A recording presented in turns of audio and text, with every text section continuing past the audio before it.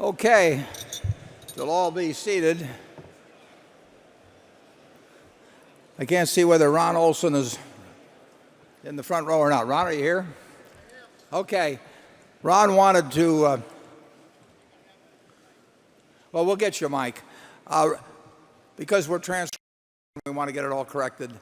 Ron has 1 point or 2 points that he wants to correct in terms of dates that I used.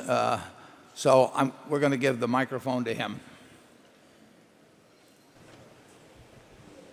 Not that they're all that telling, but I thought since we are creating a record, I wanted to clarify 2 points.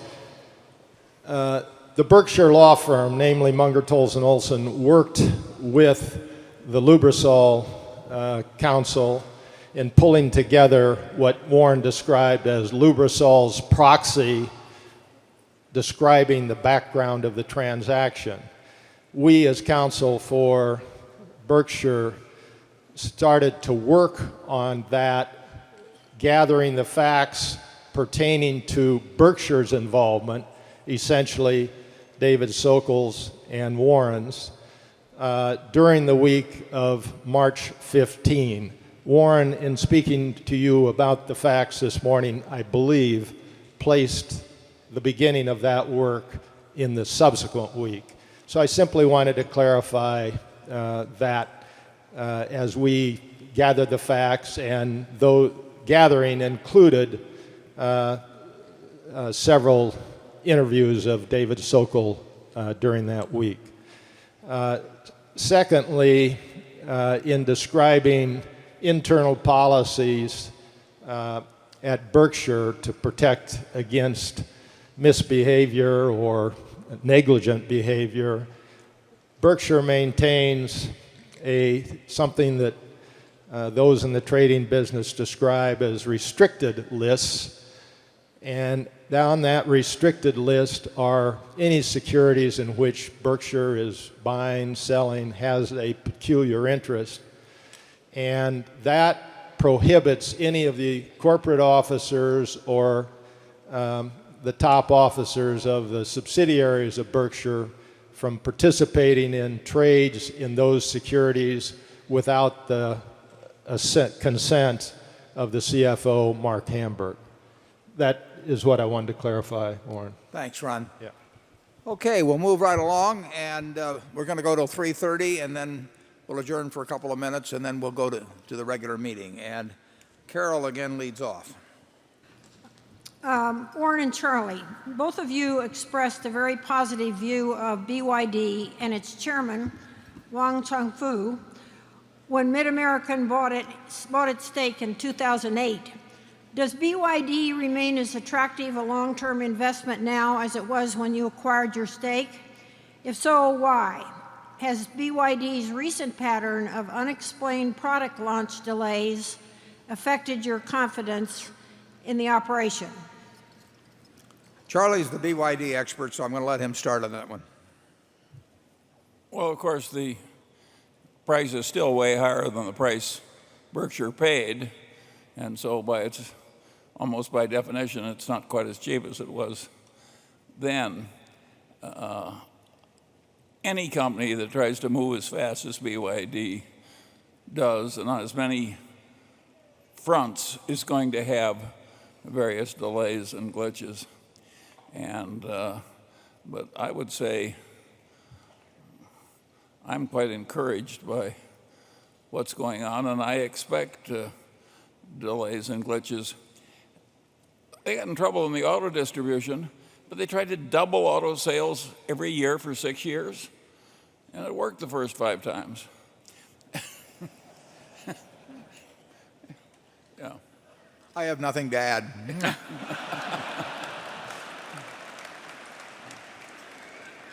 Okay, number 10. Hi, Warren and Charlie. My name is Catherine Borud. I'm from Los Angeles, California. I invest primarily in commodities and commodity equities. I started out back in 2007 buying oil. In the summer of 2008, we reached the peak of the oil bubble. And that's when I reversed my holdings and started shorting oil. I made a nice profit. In 2009, I started buying oil again and oil equities, and I've been doing pretty well.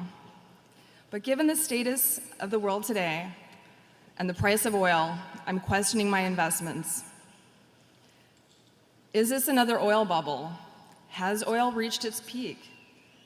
Should I keep my holdings? Should I short oil? Should I exit oil altogether and move into other commodities or other investments? So my question to you is, what are your sentiments regarding oil? Well, I would say you've done a whole lot better than we have. So I think the crowd would rather hear from you. We actually did take a position in oil, I don't know how many years ago. A long time ago. Long time ago. It was $10 a barrel. And it wasn't that long ago, though, incidentally. No, I mean, I know. that was in the 1990s. Although we've seen oil a lot cheaper than that. And East Texas oil sold for $0.10 a barrel in 1932.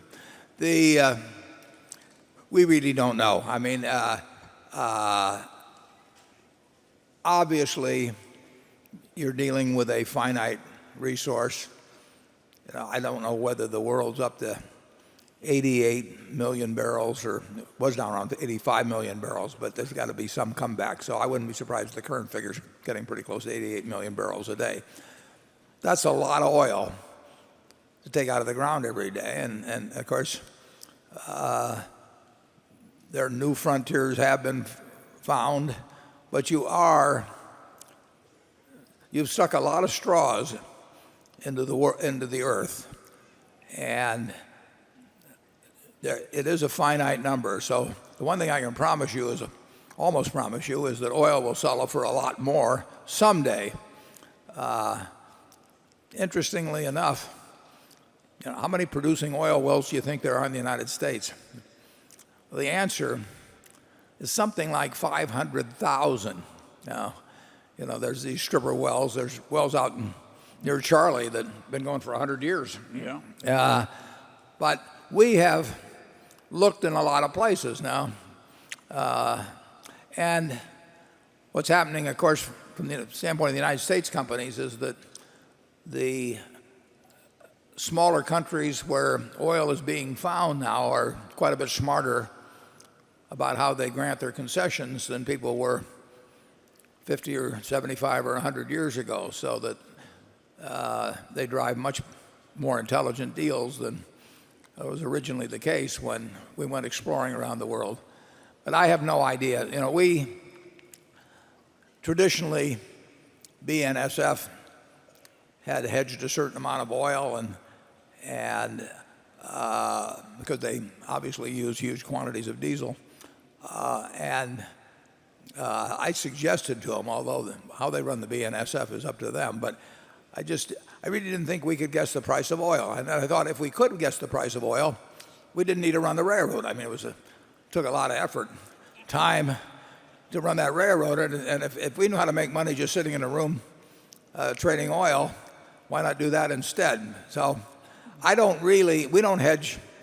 Well, in terms of Berkshire's parent company policies, we don't hedge anything in the way of commodities. Some of our subsidiaries do, and that's fine. They're responsible for their businesses. But there are very, very few commodities that I've ever thought I would know the direction of their movement in the next 6 months or a year. The one thing I'm quite convinced of, as we talked about this morning, is the fact the dollar will become less valuable over time, so that the dollar price of most things will go up, and maybe go up very substantially. Whether they go up enough so that you have the same amount of purchasing power after you pay tax on your nominal gains is another question.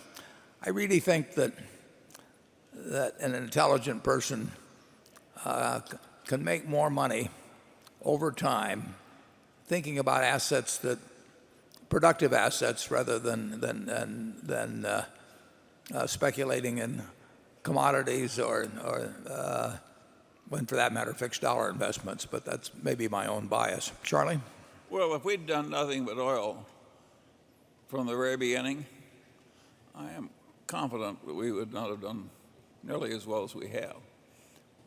To me, that's perfectly obvious. So I think what we've done is much easier than what you're trying to do. And we like easy. Yeah, we're not trying to make it any more difficult than we have to. I really don't know any way to have an edge in that sort of activity. I mean, if you are going to try and figure out when to be long or short oil or natural gas or copper or cotton or whatever, I don't know. I don't know of people who I feel would have an edge in trying to do that over the next 10 years, but I do know people where I think they'd have a very significant edge in investing in common stocks and maybe distressed bonds for that matter too. Yeah, trading oil worked best of all for the people who bribed Nigeria. That's not our milieu. Well, that's an insight I hadn't heard before. Becky? Oh, got Ron here. I wanted to clarify my clarification. Sounds like a lawyer, doesn't it? It sounds like a lawyer. Mark Hamburg was concerned that when I spoke of our insider trading policy and mentioned that we had a restricted list, that somebody may interpret that as suggesting that Lubrizol was on that restricted list. It was not. What goes on our restricted list are securities that we have a position in that we publicly reported. So I just simply wanted to clarify that point. Lubrizol was not on the restricted list. Okay, Becky? Charlie, I got several variations of this question, but this one comes from Peter Kerr in Waterloo, Canada. He says, could you please let us know a couple of the most important things you learned during the last year? I'll let Charlie go first. Well, I hate to admit this because I've ignored high tech all my life, but I actually read that book In the Plex about Google, and I found it a very interesting book. And so here I am at my advanced age, and I find it interesting the way people have created these engineering cultures, which are quite peculiar and different from most of what we have at Berkshire. And will I ever make any use of this? I doubt it, but I certainly enjoyed learning it. And if I enjoy learning it, I regard it as important because I think that's what you're here for, is to go to bed every night a little wiser than you were when you got up. I'm just trying to hold my own, actually. No, what I learned in the last year is that I'm going to have Charlie write the next press release.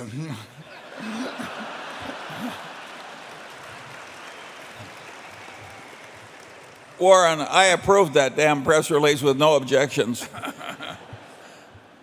The Berkshire shareholders are going to be in terrible trouble if they're relying on me to fix your errors.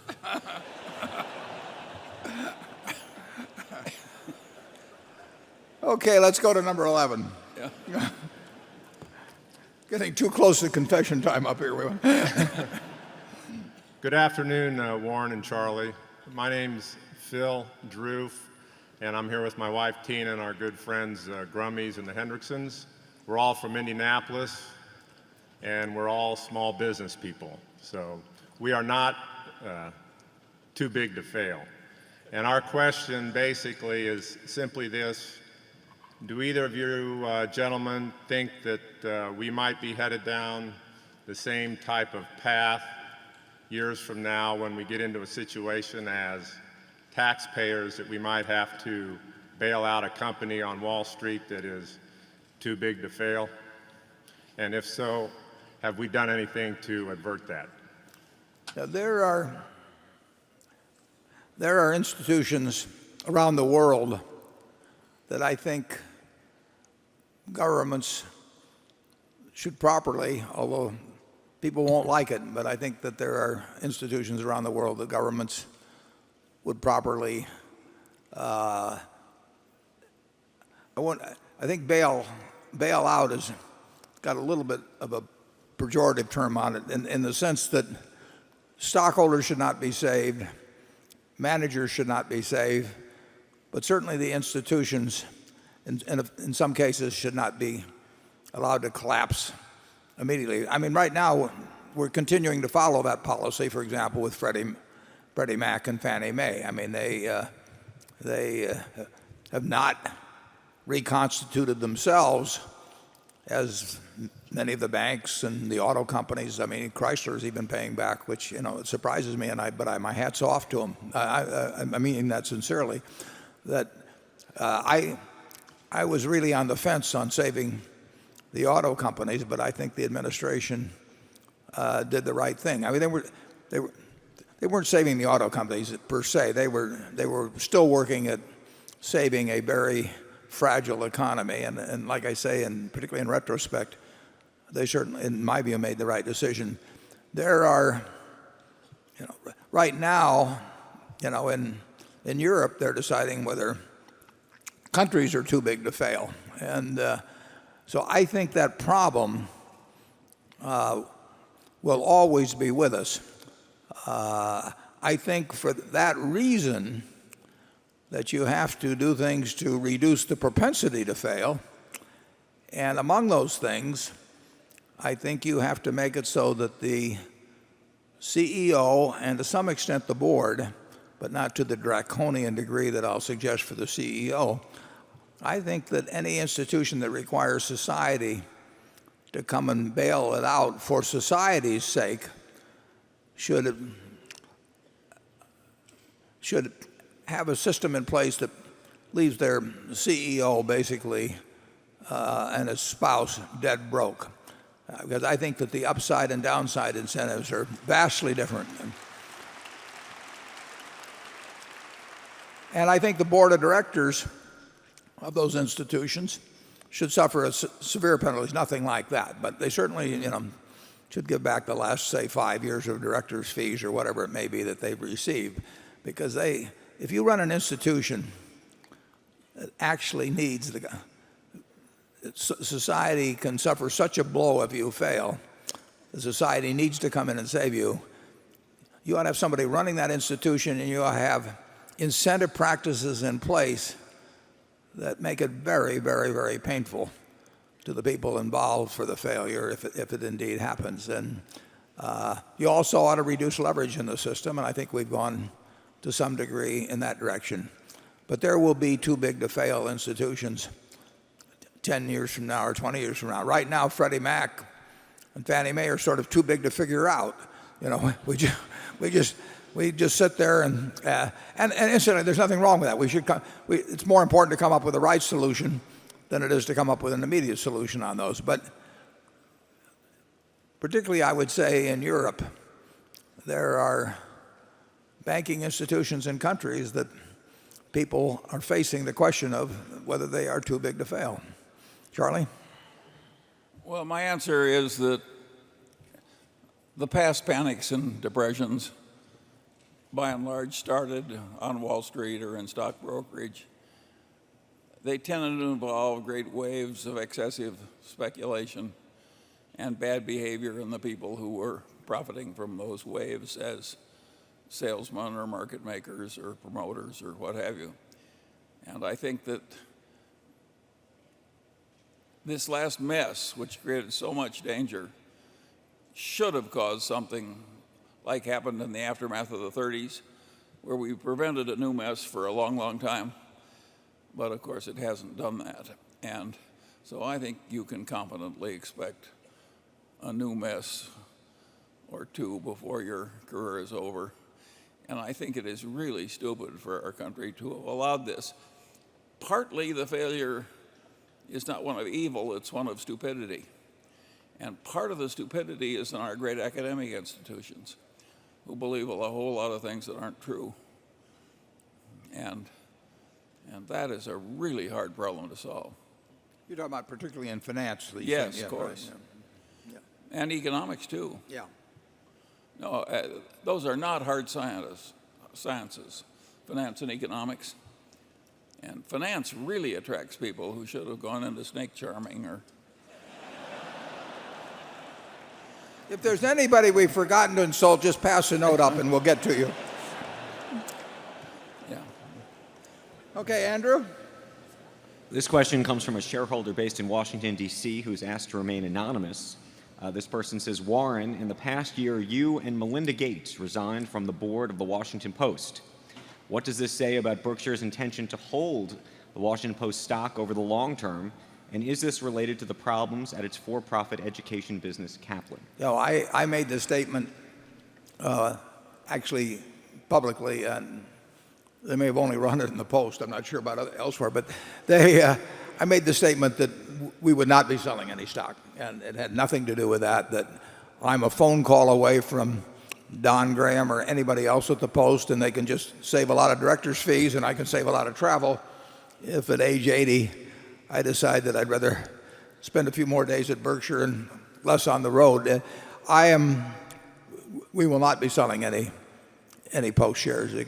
Normally I won't comment about what we'll do on marketable securities, but I'll be unequivocal about that. And my enthusiasm for the Post itself and the management is 100% what it's always been, and I am just available a lot cheaper than before if the Post management wants any advice. I don't think Melinda did it on the basis of age. You'll have to ask her. I really decided at 80 that I'd been there since 1974 with an interruption when I was at Cap Cities ABC, and it's just a lot easier this way. Charlie, you have any thoughts on serving on boards generally? Charlie's on the Costco board. Well, that's because I really admire Costco, and that's one of the pleasures of my life is interfacing with those people. But that's the only one where I don't have a big ownership interest. I think generally speaking, serving on a whole lot of different boards is for the birds. No, I agree. Okay, area 12. Good afternoon, Mr. Buffett and Mr. Munger. I'm Mark Rabinov from Melbourne, Australia. As an investor from the Asian region, I am concerned that a weaker dollar will erode the value of my Berkshire stock. However, Berkshire is highly productive with real pricing power. So can I be confident that over the long term, any fall in the dollar will be offset by a rise in the value of my Berkshire stock? And by that I mean in addition to any intrinsic growth in the underlying business. The answer is no. It'd be a lot easier if you just had the Australian dollar go down. The Australian dollar was one of two currencies that we did own last year that contributed to the $100 million profit. But no, I cannot tell you what policies will be followed in the United States and what policies will be followed in Australia that will, what they will be and how they will affect the relative value of those two currencies, say 10 years from now. I think the movement could be quite dramatic, and I think it actually could be dramatic in either direction. That's why I don't know what to do. But the only promise you'll get from Charlie and me about Berkshire is that we do every day, as I said in the annual report, try to think about increasing the earning power and the intrinsic value of Berkshire, and to the degree we increase it, the shareholders will, or to the degree we decrease it, the shareholders will share in exactly the same proportion as Charlie and I do. We will, our interests are 100% aligned. We will make or lose money through our stock, and luck to some extent will determine how well we do. We know we can't do remotely as well in the future as we have in the past. There is no way to compound. There's no way we know to compound the kind of sums we're working with now at rates that are anywhere close to what we were able to do when working with much smaller sums. But you'll get our best efforts. Charlie? I can't add to that. Australia has these fabulous open pit mines, and in a time when Asia is just totally booming with its demand for metals, I can't tell you how Berkshire stock is going to perform vis-a-vis mines in Australia. I think we'll do pretty well compared to companies here in the United States. Yeah, I think so too. Carol? This shareholder wishes to be known only by his initials, AJ. The importance of Berkshire's equity portfolio has diminished over the past few decades. Today, I viewed Berkshire's appetite for equity as an afterthought and instead see its focus as being on large acquisitions. Would you agree with this, and where do you see the equity portfolio going over the next 5 or 10 years? Well, I prefer large acquisitions, but it's not an afterthought at all in terms of the portfolio. I mean, Charlie and I we probably spend more time thinking about the portfolio because it's only occasionally that we get a chance to think about acquisitions that are sizable and that are available to us. So we are equally interested in both aspects of Berkshire's operations, but where we hope we really get lucky is in adding significant companies to what we have already and having the companies that we already own make various bolt-on acquisitions. We've had several of those already this year that you don't read about. A lot of our companies have the potential to earn considerably more money 5 or 10 years from now than they're earning now. So both the development of those businesses, which really resides with the managers, Charlie and I don't contribute anything on that, but we spend as much time thinking about the portfolios as we ever did, and you know, it's important. I mean, if you talk about $150-some billion in cash and marketable securities, the performance of that particular segment is going to have a lot to do with how well Berkshire does over time. Charlie? Yeah, we'll always have a fair amount of marketable securities because of our insurance subsidiaries. But as we get forced by our size into the bigger and bigger stocks, of course we're going to do less well than we did when we had a bigger universe of practicable things to consider. A lot less well. I mean, it really is the nature of things. We are buying securities where we have to put billions of dollars in them in most cases, and that is not a field that is unlooked at by other analysts, and so it's impossible to have a big edge. We hope we have a small edge. On the other hand, when we were doing so well in marketable securities, nobody called us and said, I have a wonderful business and you're the only place in the world where I would want to transfer it. And now that happens, a couple times a year at least? Yeah. And I really prefer, in some ways, this part of the game to the earlier game. It's more fun to create permanent partners doing constructive things than just outsmart other people in shuffling little pieces of paper. It's fun to do both, actually. Yeah, but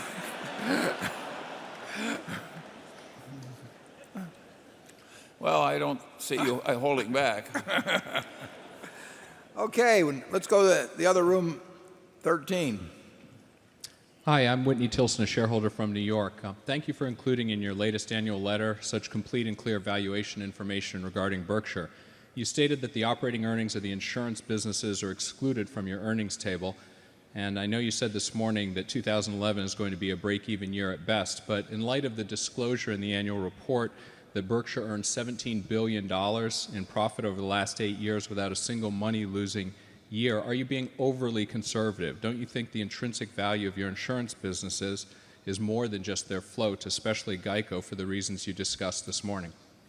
Yeah, I'd agree with that, Whitney. But it's very hard to estimate, what the normal underwriting profit might be over the next 20 years or something of the sort. And so I agree with you. I don't know whether I'd call it overly conservative. I would say it's conservative to assume break-even underwriting. But as you will, I mean, if we had another Katrina or something of the sort, and forget about winter storms in Europe and all that, I mean, we could lose significant money in underwriting this year, and we expect to lose significant money in underwriting, maybe every 5th year, every 10th year, whatever it might be. But I think you're right in saying that it would not be inappropriate to include some normalized underwriting profit in addition to the calculation that I made in the annual report. Whitney, let me help you by asking another question of Warren. Is there any other large casualty insurance operation in the world that you know of that you would trade for ours? Well, not remote. No, nothing close. I mean, however we lucked into it, we have an unbelievable insurance operation, and I mean, GEICO, is fabulous, and if you think about since 1936, the idea has been out there, but with all the strength that all the other companies had and the agency plants and everything else, GEICO has now moved to where it's the third largest in the United States and gaining ground every day on the two ahead of them and doing it very profitably. GEICO's combined ratio, GEICO had an underwriting profit of close to 8 points, as I remembered in the first quarter. Now that's going to be probably the best quarter of the year, I should add, but it's a marvelous business. Ajit has built a business from scratch in the reinsurance business that in many respects, he operates all alone. He may not see a lot of transactions in any given period of time, but there are certain things where if somebody wants huge amounts of insurance and a quick answer, or even a slow answer sometimes, we'll give them a quick one, there's really nobody else to call. It's a little like Charlie mentioned on acquisition opportunities. So he's done it. I mean, it didn't exist when he got there. Tad Montross has got a magnificent operation at Gen Re. I mean, it had to get shaken out to quite a degree, but Tad has got a very, very disciplined business there. And then we have a group of smaller companies that some of them have some very unusual franchises. So they're really, I didn't have anything to do with it, so I can brag about these people, but they have really done a job in building an insurance company that I don't think there's anything like it. Yeah. Some of you people that have been around a long time, you invested with an Omaha boy, and you ended up owning part of the best in casualty insurance business in the world. Yeah, if you go to 30th and Harney, you'll see a building there of National Indemnities. We paid $7 million for National Indemnity, $1.4 million for its sister company, National Fire and Marine. And that's the same building that we operated out of in 1967. We're operating out of it today. The only difference is that today it's got more net worth than any insurance company in the world. Yeah, so it's not that great a business as a business, casualty insurance. It's a tough game. There are temptations to be stupid in it. It's like banking. But if you're in it, I think we've got the best one. Okay, with those modest statements, we'll move on to Becky. This question comes from Mark Jordan in Charleston, South Carolina. He writes, in a period of high inflation, which particular businesses owned by Berkshire Hathaway will perform the best, and which will perform the worst, and why? Well, the businesses that will perform the best are the ones that require little capital investment to facilitate inflationary growth and that have strong positions that allow them to increase prices with inflation. And we have a candy business, for example, and the value of the dollar since we bought that candy business has probably fallen at least 85%, I would say, 80 to 85%. And that candy business sells 75% more pounds of candy than it did when we bought it, but it has 10 times the revenues, and it doesn't take a lot more capital. So that kind of a business, any business that has enough freedom to price to offset inflation and doesn't require commensurate investment or huge investment to support it, will do well. Businesses like our utilities, which get, in effect, a bond-like return, but require, if you're going to build a generating plant, it costs twice as much per kilowatt hour of capacity, and all you're going to get is a fixed return, and yields on bonds go up, perhaps dramatically if you get high inflation, is not going to do that well in an inflationary period, just because it has certain aspects of a bond-like investment, and bonds generally are not going to do well in inflation. Charlie? Well, but like our insurance operations, our capital-intensive railroad business is certainly one of the best railroads in the world, and our utility operations are certainly one of the best utility operations in the world.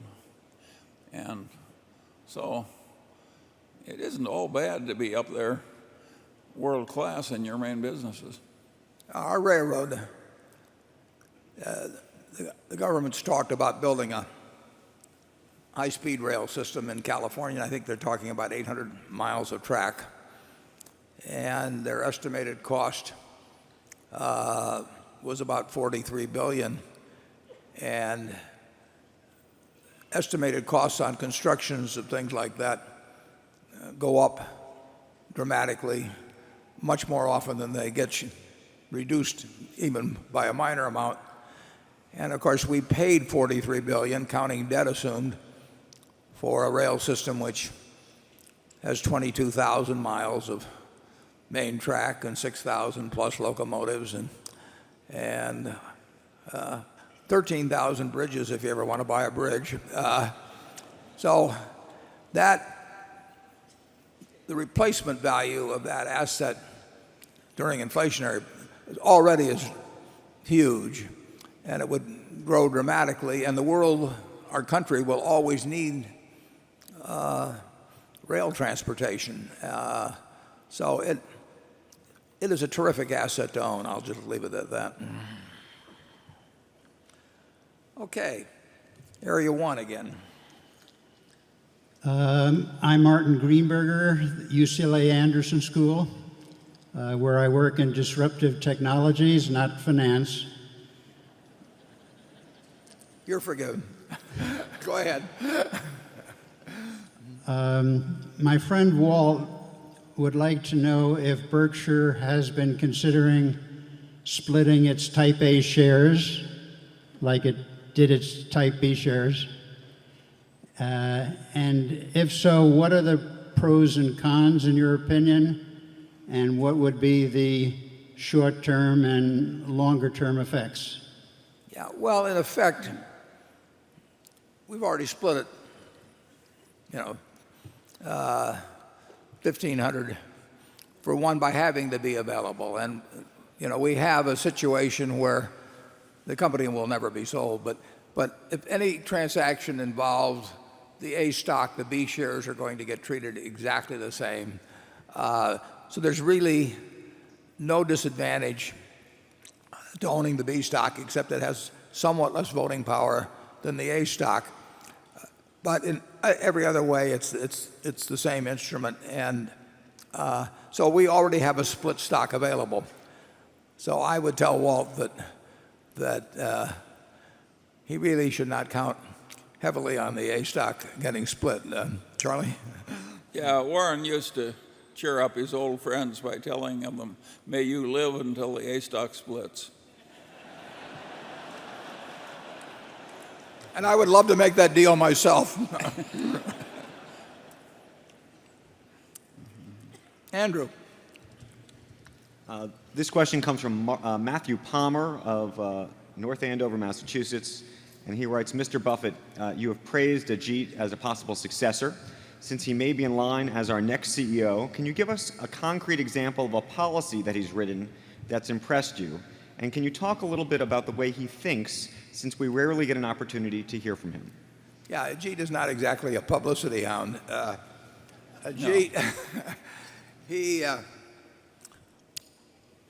I can't think of any decision he's ever made that I think I could have made better. And I'm not privy to all of his transactions anymore.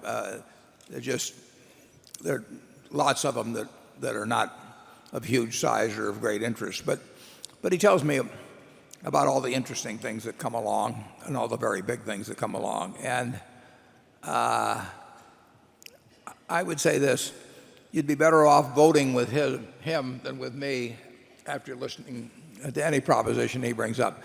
He is as rational a thinker as Charlie is, as anybody I've met. He loves what he does. He's creative. He's very creative.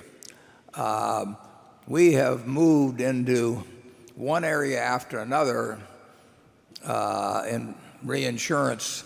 When people came in copying us in one area of business that we would be operating in, Ajit comes up with something else. Lately, we've been much more active in life reinsurance. But who knows what tomorrow brings? I mean, if there happens to be a huge cat in the third quarter of this year or something of the sort, that might open up all kinds of opportunities in writing covers if capacity got strained. But who knows what will happen? All I know is that Ajit's mind works like a machine, day after day, and he does love what he does, which is an important part of doing well in any activity. And I don't know what his best deal was. I know what my best deal was, which was hiring him. Charlie? Yeah, Sir William Osler, who created a model medical school for the world, used to say that the secret of success in a field was getting very interested in it. Well, Ajit is really interested in what he does. Many of you don't know this, but every Thanksgiving, Ajit flies to London because they don't have a Thanksgiving holiday. We give him Christmas off, though. Oh, Ajit, we just, I say how invaluable he is, and I'm not exaggerating when we talk about him. And he is, to an extraordinary degree, he thinks of Berkshire first. Ajit, at various periods when insurance companies became popular for one reason or another, there was the big thing about Bermuda companies some years ago. Ajit could have monetized himself to an incredible degree. He still could do it. I mean, people would hand him a significant percentage of any company being formed with lots of money, so that immediately he could create, I would guess, in the hundreds of millions of wealth without lifting a finger, just by somebody putting up, a couple $1 billion and saying you've got 20% of it or whatever it may be. And I mean, and listen, he's smart. He knows that, and it doesn't cross his mind to do anything like that. I mean, in comp, he always he always thanks me for what I do at the end of the year, and I feel I've left off a zero, when I get all through. He's just a remarkable human being, and we are very, very lucky that I think he has a lot of fun in what he does at Berkshire. He's got a cadre of about 30 people that work with him. There's many more that are settling claims and doing that sort of thing on runoff business, but you won't find anything like it, in my view, not only in the insurance world, but really in almost any part of the business world.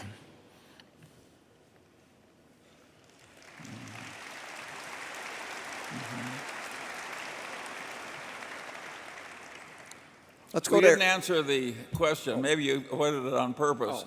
He said, what are our worst businesses? What are our worst businesses? Well, generally speaking, and this is general, I made certain mistakes in going into smaller businesses that really never had the potential of becoming big. But I would say overall, probably I would call retailing, Dexter was our worst business, but I have the Furniture Mart obviously is a terrific operation, but we have not made, despite being in numerous quite a few retailing businesses for quite a while, we have not created major earning power there. Wouldn't you agree on that, Charlie? Yeah, but luckily it's a small part of the operation. Yeah. But you're right. That's been the hardest game for us. And if we were a little smarter, we could have figured that out better. Well, if we were a little smarter, we could have done a lot of things. Yeah, right. Yeah. Of course, Sears is a retailing business to some degree. Yes. And we had enormous success there. So maybe we started thinking we were geniuses. We were like the duck on the pond when it was raining, and we thought we were rising in the world because of merit, and it was just because it was raining. Yeah. Okay, we'll go to number 2. Joel Tillinghast, Boston, Massachusetts. What's the proper way to think about goodwill and return on capital? Berkshire's manufacturing, service, and retail businesses earn pre-tax returns on tangible capital over 20%, which suggests either skilled managers or fantastic businesses. But the return on allocated equity is in the single digits, which looks drab. Accountants treat intangibles similarly because they have different economics. For an indestructible brand like See's or Coca-Cola, I can see why the intangibles should not be amortized because it's worth more every year. And your comments on Geico policyholders were one way to think about that. But all the tobacco companies have billions of dollars of goodwill, and unit sales of cigarettes decline every year in developed countries. So perhaps they should be amortized. And for Time Warner, AOL, goodwill definitely needed to be amortized. Yeah, goodwill, you mentioned AOL, Time Warner, something sort.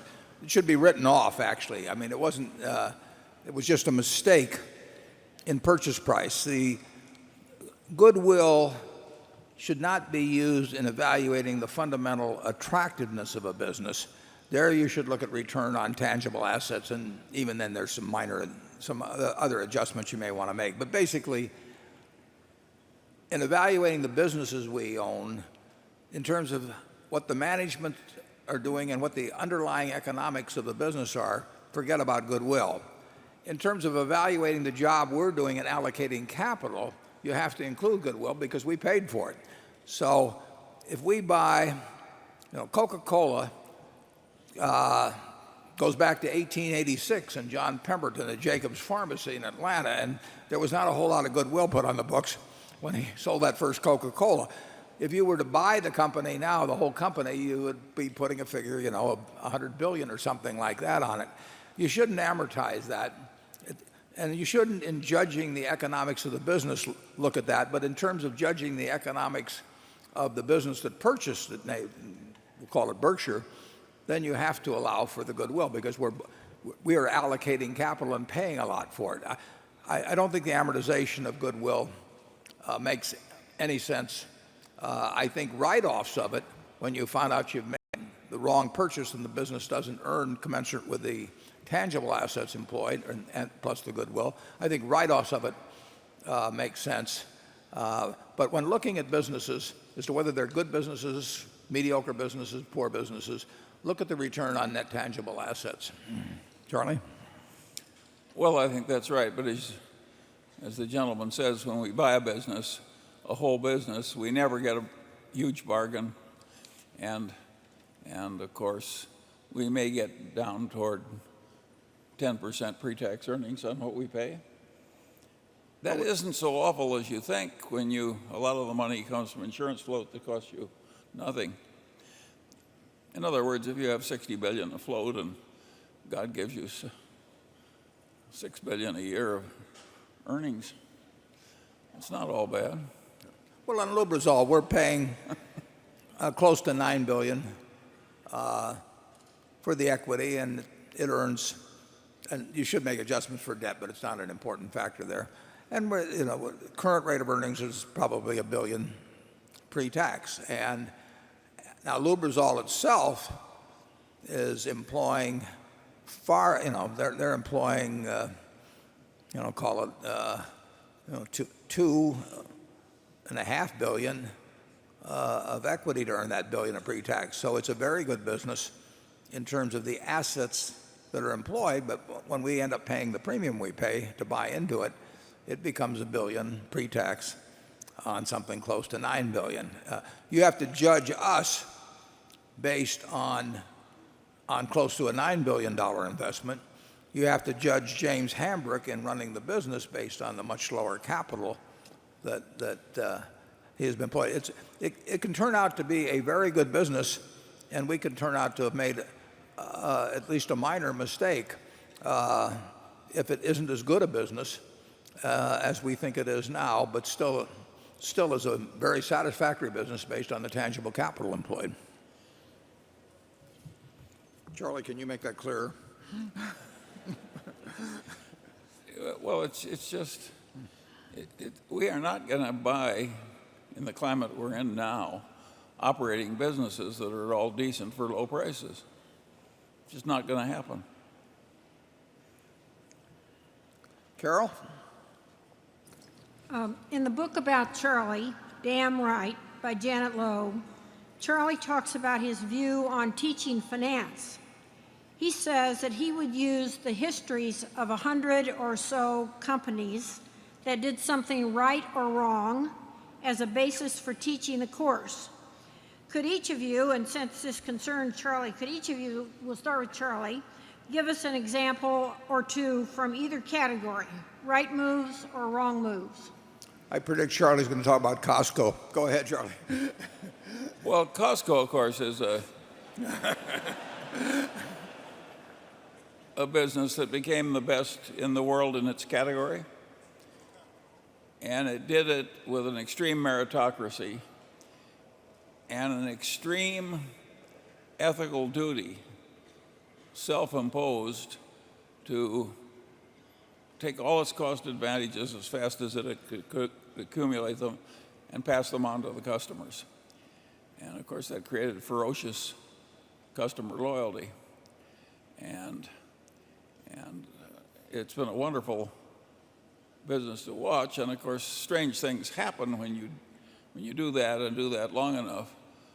Costco has one store in Korea that will do over $400 million in sales this year. These are figures that can't exist in retailing, but of course they do. And so that's an example of somebody having the right managerial system, the right personnel selection system, the right ethics, the right diligence, and et cetera, et cetera. That is quite rare. And if once or twice in a lifetime you're associated with such a business, you're a very lucky person. And the more normal business is a business like, say, General Motors, which became the most successful business of its kind in the world. and wiped out its common shareholders, last year? That is a very interesting story, and a value line type figures that took people through the entire history of General Motors. And I would try and relate the changes in the graph and in the data to what happened in the business. And to some extent, they faced a really difficult problem. Heavily unionized business combined with great success and very tough competitors who came up from Asia and elsewhere, and to some extent from Europe. And that is a real problem, which of course, to prevent wealth from killing you, your success turning into a disadvantage, is a big problem in business. And so there are all these wonderful lessons in those graphs. And I don't know why people don't do it. The graphs don't even exist that I would use to teach. I can't imagine anybody being dumb enough not to have the kind of graphs I yearn for. But so far as I know, there's no business in the school in the country that's yearning for these graphs. Partly the reason they don't want it is that if you taught a history of business this way, you'd be trampling on the territories of all the little professors and subdisciplines. You'd be stealing some of their best cases. And the bureaucracies, even academic bureaucracies, people protect their own turf. And of course, a lot of that happened in General Motors.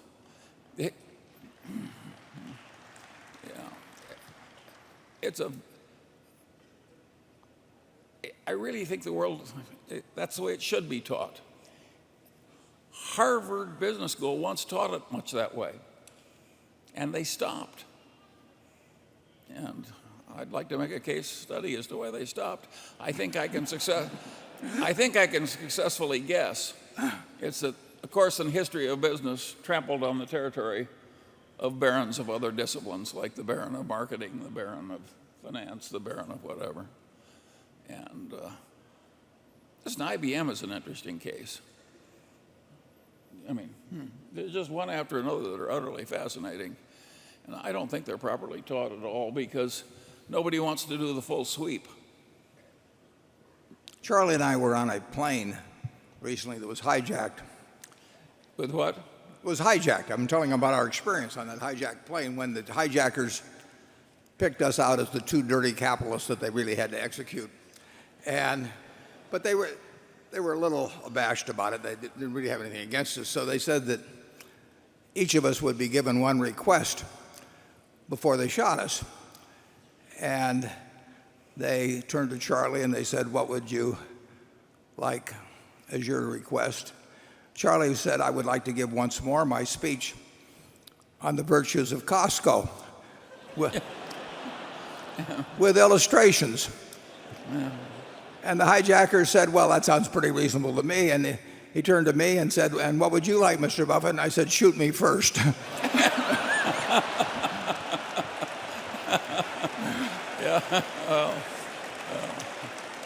Anyway. Okay, number 3. Sumit Mehra from Kashmir in India. Mr. Buffett, hope you enjoyed your first trip to India. I sure did. Here's my question. One of the most important things that drive people are incentives.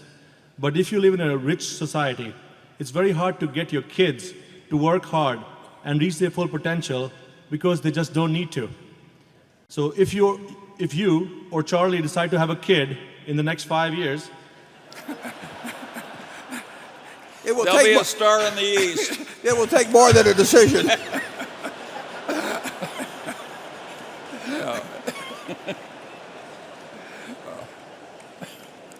how would you incentivize him or her? I thought you were going to say, "How would you?"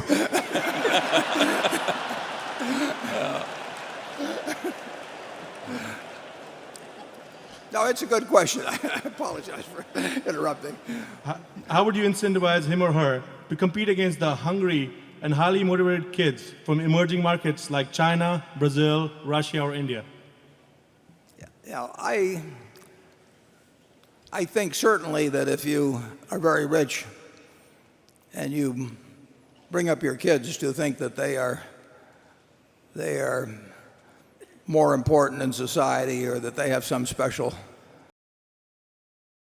simply because they came out of the right womb, that's just a terrible mistake. But Charlie has raised 8 children that I know quite well, most of them, and I don't think any of them have that sense. But if you really are going to raise your kids to think that other people should do all the work for them and that they will be entitled to sit around and fan themselves for the rest of their lives, I mean, you will probably not get a good result.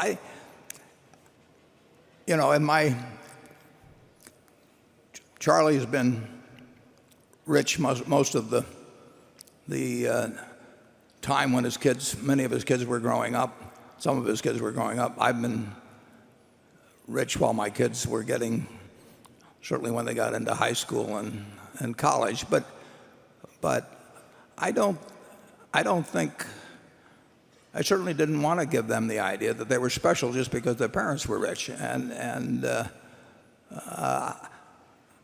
I don't think you necessarily have to get a bad result or have children that don't have any incentives simply because their parents are rich. The one thing I don't think you want to give them an incentive to do is try and outdo their parents at what their parents happen to be good at.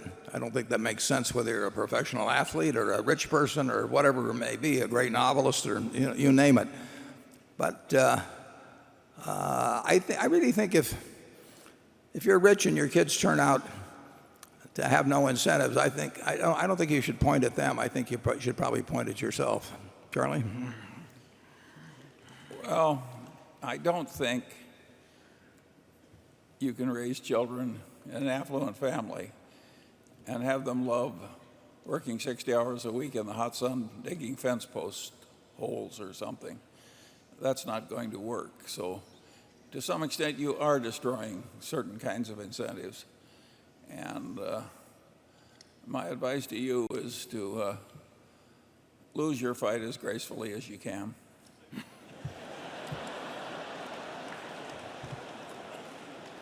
I'm not sure if you're poor, if you can get your kids to love the idea of working 60 hours a week.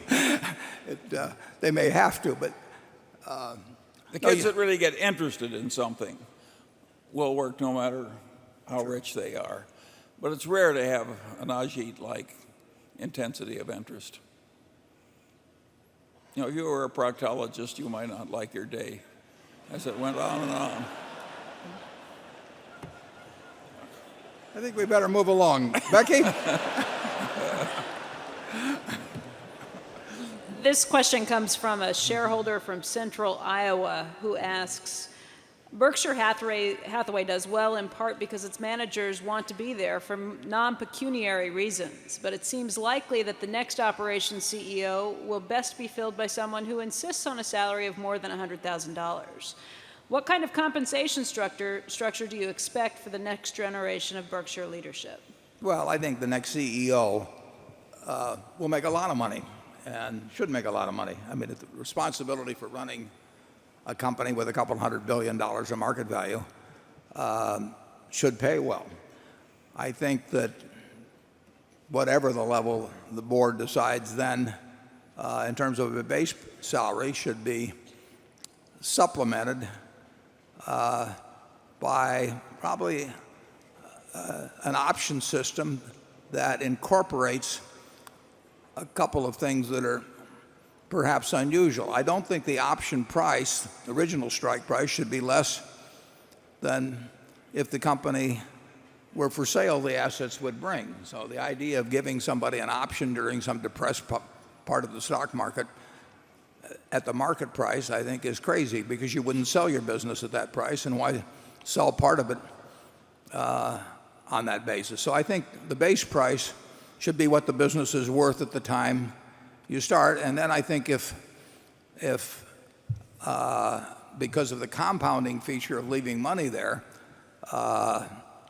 no management at all would produce some gain in value over time. So I think there should be an increase in the base price annually at some rate, and then minus the dividend that's being paid. So if you assume a 3% dividend was paid and you wanted to have a hurdle rate of increasing at 7 or 8% a year, then you would have the option price accelerate maybe at 4 or 5%. But with that kind of a structure, I think you can give a very large option, because if somebody is creating excess value above a given rate on a very large sum, I think they deserve something quite significant in terms of that excess earned.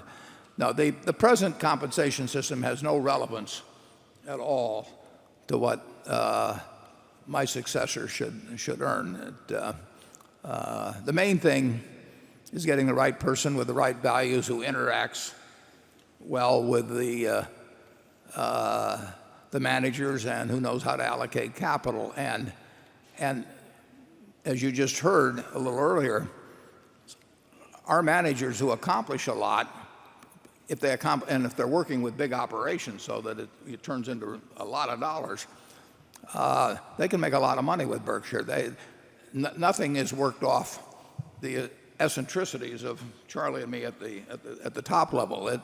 So people make well into 8 figures sometimes at Berkshire, but they earn it, and they don't get it because of any phony targets or anything of that sort. They get it because they really deliver incredible, in some cases, excess value to Berkshire. Charlie? Well, I hope it will be a long time in the future, and I don't regard it as absolutely inconceivable that Warren Spot will someday be occupied by a very rich man who has adopted Warren's system of pay. I think somebody in America has to be the exemplar for not grabbing all you can. I think it's a very important part of the whole scheme.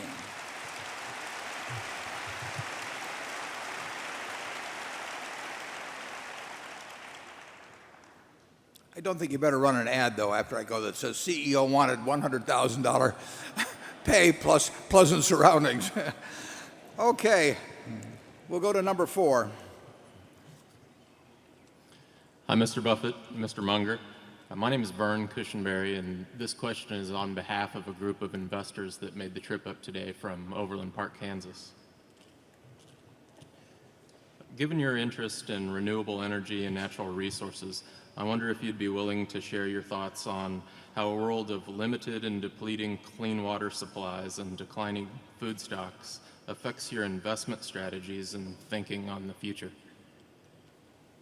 Yeah, I would say it's an important subject, but it doesn't affect our investment strategy to any real degree. In other words, we would love to buy another Geico. We would love to buy another BNSF. We'd love to buy another Mid-American. And we look at those businesses over a long time frame, but we are looking at what we expect their earning power to be 3, 5, 10, 15 years down the road compared to what we are paying. So I would say that there are a number of societal issues that really do not enter into our investment or purchase of business type decisions. Charlie? Well, I would advise not paying too much attention to the clean water issue. If there's enough energy, you can always get enough clean water. Israel sometimes goes month after month making half its water from seawater. With enough energy, why you have the water problem goes away, and that's very helpful in considering the future. And regarding the agricultural productivity, I think one of the main reasons for being restrained in the use of hydrocarbons is that modern agriculture won't work without them. So I'm a great believer in being conservative in terms of blowing all the hydrocarbons on heating houses and running cars.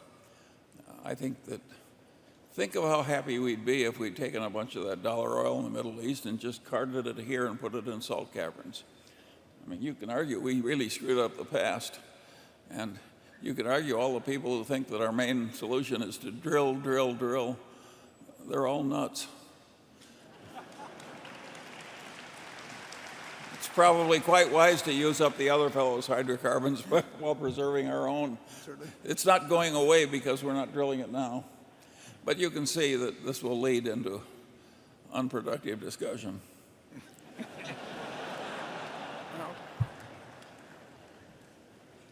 Okay, we'll move right on to Andrew. This next question actually just came in by email from someone in the audience from their BlackBerry, actually a prominent investor who asked that his name not be named. His question is the following. He writes, "Your purchase of Lubrizol was done in a negotiated transaction. The board of Lubrizol did not market the company for sale nor run an auction. According to the proxy, you did not permit the company to run a go-shop process, despite their request that you allow them to do so. Did the board of Lubrizol breach its fiduciary duty by not running a more competitive process to sell the company? And if not, why not?" Let me do this. Okay, Charlie will. He He volunteered. volunteers. No, the board at Lubrizol did not breach its duty because we were not going to participate in the transaction if they didn't do it our way. Yeah, we basically don't participate in auctions, and actually just very, very recently, we were asked to participate in one, and we're just not interested. They may end up getting less money than they would have gotten from us, but if they want to auction it, the one thing I can guarantee them, is that when they get all through, we will not pay them what we would have paid them originally if they stepped up. So they get a very certain deal.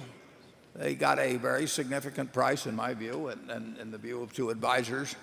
And if they had said we want to conduct an auction, we would have said good luck, and we'd have looked at something else.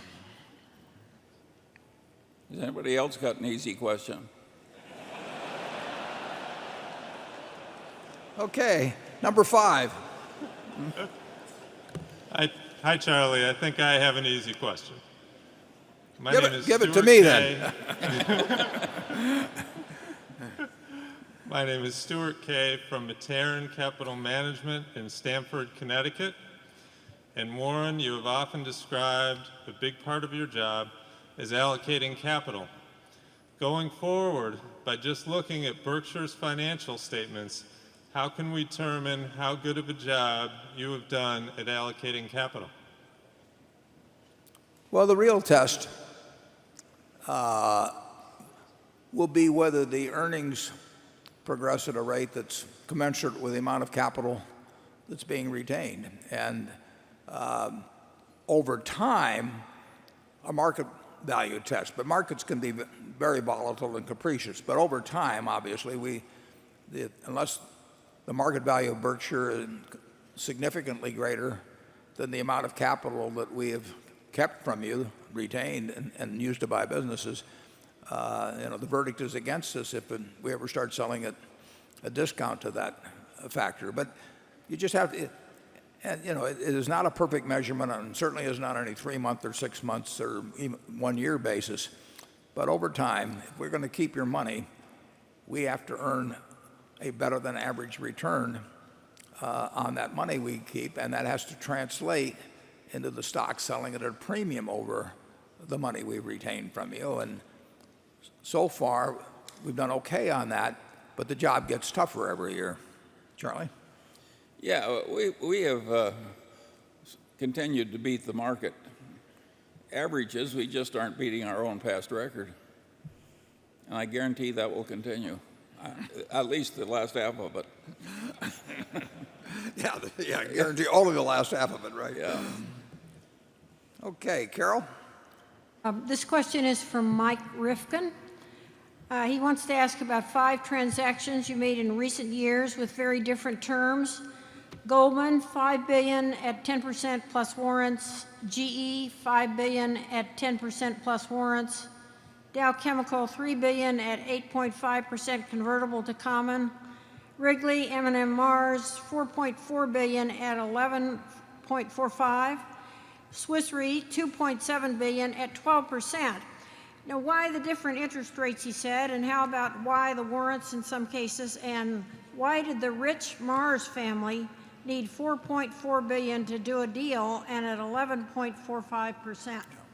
Well, we'll let the Mars family speak for themselves, but in terms of comparing those 5 deals, it was $3 billion with GE, and the Mars deal actually involved a $2.1 million preferred stock, which has some unusual characteristics, so you have to look at it as a package. But the important thing is that every one of those deals was done at a different time, although the Goldman and the GE deals were done in close proximity with each other.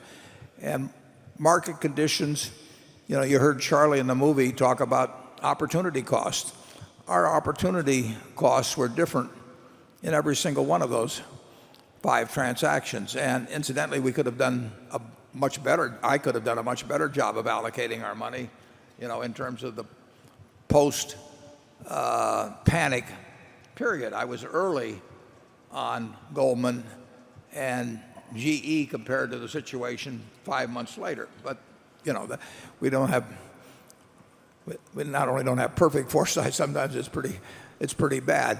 But each deal, when I did the Swiss Re deal, I was not thinking about the Dow Chemical deal, which was committed to maybe a year plus earlier. I was thinking about what else I could do with $2.7 billion. And that's the way all the decisions are made. So they are not related. They're not related to each other. They go through a mind that is looking at everything available that day, including the amount of cash we have, the likelihood of being able to do something else next week or next month, what else we can do that day.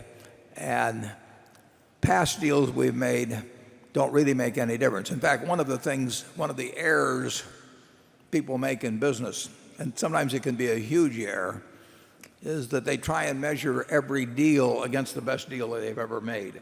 So they say, I'd made this wonderful deal for maybe an insurance policy written, it might be a company bought, it might be a stock bought, and they're determined that they're never going to make a deal that isn't that attractive in the future. And so they, in effect, sometimes they take themselves out of the game. The goal is not to make a better deal than you've ever made before. The goal is to make a satisfactory deal. It's the best deal that you can make at the time. And Charlie relates it to marriage, and I'll let him expand on that. No, those are, of course, we're going to make different deals at different times based on different opportunity costs. There's no other rational way to make deals. Okay, we'll go to number 6.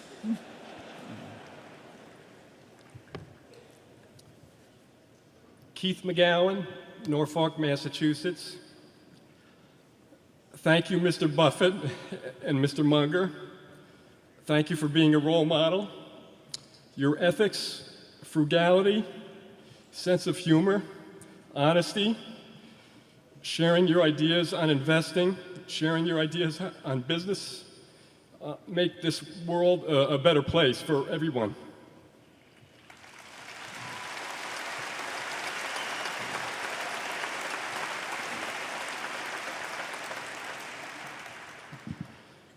Charlie mentioned in a prior answer about continuous learning. Mr. Buffett, you read about 5 newspapers a day. You also read many annual reports and other business-related reports. You have the ability to read much faster than the vast majority of people. Reading is a fantastic thing. What advice would you give to children in high school college or adults who want to increase their ability to read faster? Well, that's an interesting question because I do read, as you described, the 5 papers and lots of 10Ks and 10Qs. Unfortunately, I'm not a fast reader, and I'm not as fast as I used to be on reading. But I don't know how effective various speed reading classes may be, but if they are effective, I would really suggest anybody that can improve their speed. I wish I could read a lot faster than I can. Charlie can read faster than I can, and it's a huge advantage to be able to read fast. And there's that old Woody Allen story about how he took the speed reading course, and he met somebody who was telling how wonderful it was, and the guy said, "Well, give me an example." He said, and Woody Allen said, "Well," he said, "I read War and Peace last night in 20 minutes. It's about Russia." Man. That's the problem I have when I try and read fast. I get all through reading the book and I say it's about business. So I really don't know the effectiveness of speed reading type courses, but if you know of any friends or you can learn more about that, and there are effective techniques. Obviously, the thing to do is to learn them very young, because there's really, there's nothing, there's hardly anything more pleasurable, than reading and reading and reading and reading. And Charlie and I do a lot of it. We continue to do a lot of it, but I don't do it as fast as I would like to. Charlie? Well, I think speed is overestimated. I had a roommate at Caltech who had a very distinguished mind, and I could do problems faster than he could, but he never made a mistake, and I did. So I wouldn't be too discouraged if you have to go a little slower. What the hell difference does it make?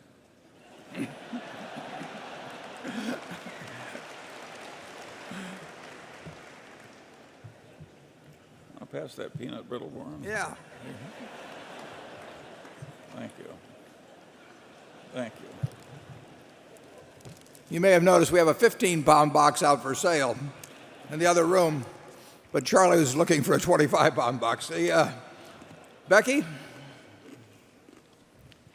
This question comes from Eric Weissman, who asks, are you worried about Congress playing politics with the raising of the debt ceiling? What would this do to Berkshire Hathaway stock and to the overall economy? You mean if they didn't raise it? If they didn't raise it. Yeah. Right. Well, it would probably be the most asinine, act that Congress which ever performed. At one time in Indiana, back in the 1890s, I think they passed a bill. I know it was introduced. You can look it up on a search engine. They passed a bill to change the value of pi, the mathematical term pi, to an even 3, because they said it would be easier for the school children to work with. Well, that's the only bill I can think of that would give competition to a refusal to raise the debt ceiling. I mean, it's extraordinary. I mean, it really is extraordinary that with our deficit running, well over $100 billion a month, and all kinds of items that can be changed. I mean, having a debt ceiling to start with is a mistake. I mean, it doesn't. The United States of 2011 has a different debt capacity than the United States of 1911, and it's going to be a growing country, and we're going to have a growing debt capacity. That doesn't mean I think it's a great idea at all to have debt growing as a percentage of GDP, but to stick debt ceilings on so that these games get played and all the time that gets wasted and everything, and the amount of number of silly statements that you hear, and it just seems such a waste of time for a country that's got a lot of things to do. But in the end, they won't, in my view. There's no chance that they don't increase the debt ceiling, and I would love to see them, Well, I'd love to see them eliminate the idea because it results in these periodic kind of stalemate operations where everybody uses it for posturing purposes and everything of the sort. But the United States is not going to have a debt crisis of any kind as long as we keep issuing our notes in our own currency. The difference between being able to borrow in your own currency and having to borrow in another currency is night and day. The only thing we have to worry about is the printing press and inflation. And if you're a member of the European Monetary Union, you have to worry about, you can't print money. You can go and get your co-members to try and help you out. But giving up the right to issue debt in your own currency is a huge step, and the United States has not done it. I don't know whether we've ever issued U.S. bonds in any other currency, but we certainly haven't made a habit of it. And the Japanese, incidentally, which have a very high ratio of debt to GDP, also have consistently borrowed in their own currency. And believe me, when it's time to pay somebody back, and you have a choice of paying, and you're forced to pay in somebody else's currency versus paying in your own, it's an entirely different proposition. Matter of fact, Charlie and I, we were trying to buy that bank back in Chicago. Yeah, in Chicago in the late 1960s. And this was a time of really tight money, and tight money was different then than tight money is today. I mean, tight money meant no money. And we wanted to buy this bank, and they wanted, the only place we could find some money, I think, was in Kuwait in dinars, wasn't it? Kuwait dinars. Yeah, and I thought to myself, and Charlie concurred, who the hell knew what they were going to say the value of the dinar was when we went to pay it back? I mean, it was not something over which we had a lot of control. So we decided not to borrow the money in dinars, even though I kind of wish we'd bought the bank. But, Charlie, have you got anything to say on that? No. I do think,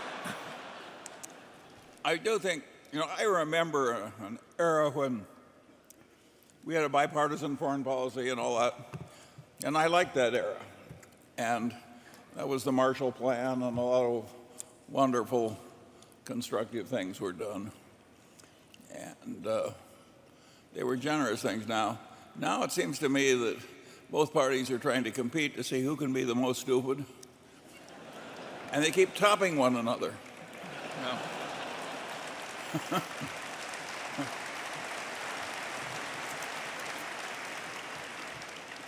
You can tell Charlie is a fellow who's always filed an accurate income tax form. He's not worried. Number 7. Okay, good afternoon, Mr. Buffett and Mr. Munger. I'm John Gorey from Iowa City, Iowa, where I'm a happy customer of Mid-American Energy. Around 2004, Mr. Buffett, you told us of the great attention you had given to limiting Berkshire's exposure to mega catastrophes so that one could not break Berkshire. Today, Mid-American Energy is seeking approval to build a nuclear power plant in eastern Iowa. At the same time, another utility company, Tokyo Electric and Power, faces claims that Merrill Lynch has estimated as exceeding 12 trillion yen, or $140 billion, to compensate residents and businesses that have been displaced and farmers that cannot produce. Do you believe that the bond-like return that Mid-American Energy might receive from a nuclear power plant can justify the mega catastrophe risk that it would pose to Berkshire? Yeah, I don't think it does pose.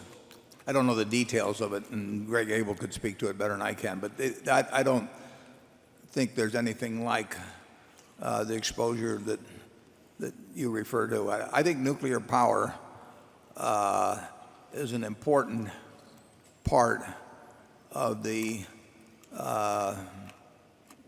world's equation, really, in dealing with its problems on emission. I mean, it's very long term because you're not going to change the installed base in any hurry. And as you know, France has a very high percentage of nuclear power, and actually 20% of the electricity generated in the United States comes from nuclear power. I probably am getting some of mine from we have at Fort Calhoun, we have a nuclear facility. Not we, but the Omaha Public Power District has a nuclear facility I've actually been in. But I think nuclear power is important, and I think it's safe. I think that I don't think nuclear power is going to go anyplace in the United States for a while, maybe quite a while, because of the reaction to what happened in Tokyo, with Tokyo Electric Power. But that doesn't change my view as to the advisability of continuing to develop nuclear power, not only in the United States, but around the world. I think some people misinterpreted what I said when I was interviewed, when I said that I thought it would had a major setback in its development just because of the popular reaction to what happened in Japan. But that has not changed my view that nuclear power is important for the future of this country and the world. Charlie?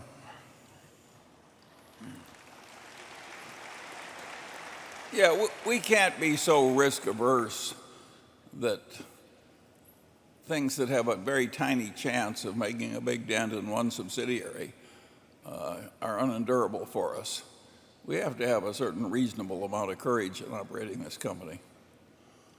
Yeah. We have pipeline. We have gas pipeline. You can dream of all kinds of worst case situations. We have to carry toxic materials on. We're required by law to carry those on the railroad, and you can picture the wrong place, the wrong time, everything. But we are not bearing any risks, in my view, ever, that threaten the enterprise. I mean, that is one thing I think about all of the time. I regard myself as the chief risk officer of Berkshire, and that is not something to be delegated to a committee, in my view, at all. So I think about whether I think about derivative positions, whether I think about leverage, whether I'm thinking about nuclear power plants or anything. I mean, we are not doing anything that I know of that pressing my imagination as far as I can threatens me losing a night's sleep over Berkshire's well-being. Yeah, I think you could also count on any new nuclear plant built in Iowa will be a hell of a lot safer than the ones we already have. We are learning as we go along here. Yeah. And obviously, more people have lost their lives by far in coal mine accidents, than ever in the United States. Have suffered no losses from anything involving nuclear, with it producing 20% of the electricity used by 309 million people. And if a tsunami gets to Iowa, it will be a hell of a tsunami. Yeah. And our railroad won't do so well either. Andrew? This question comes from Mary and Jim Beaumont from Springfield, Illinois. They've been Berkshire shareholders since 1971. And I should note that we received several questions from some long-term shareholders along these lines. And this one reads, would Berkshire ever consider reinstating its shareholder-directed charitable giving program now that you have a big cash position and are urging people to give away their wealth to worthy causes? When you had that program, we were able to support many local schools and charities over the years. Yeah, I love that program, which we had for maybe 20 or so years. Charlie loved it. A lot of the shareholders loved it. And it was interesting because it was a tax-efficient way to let shareholders give away some money to whatever they chose, as long as it was a 501c3. And they could pick up to 3 charities. And some families, for example, use it as a learning device. When they would get the form from us, they'd get their kids around the table and they'd talk about philanthropy and why they were choosing what they did. And two things. Well, one thing that was very interesting about it is nobody else copied it. I mean, the rest of corporate America was not interested in having their shareholders direct contributions. They were much more interested in having the CEO direct contributions. So it did not catch on, despite a fair amount of publicity. We always had a small backlash of sorts from people who didn't like the charities that our shareholders were choosing. So Berkshire's name was on the check. The shareholders would tell us, we want $20 a share, let's say, and they own 10 shares so they can direct $200. They'd say, we want our $200 to go to more churches, and synagogues actually were number one, but there were schools and there were all kinds of things. And we would always get some letters where Berkshire would be contributed to, say, Planned Parenthood of California, and people would say, well, we're not going to buy See's candy because Berkshire is supporting Planned Parenthood in California. And sometimes I would write the people a letter and tell them that when See's bought almonds or milk or anything like that, we didn't get into the charitable preferences of the person who supplied us, but it never really amounted to anything. Then we bought the Pampered Chef, and that was a different situation because with the Pampered Chef we operated through 50,000 plus independent contractors. These are women, largely women, who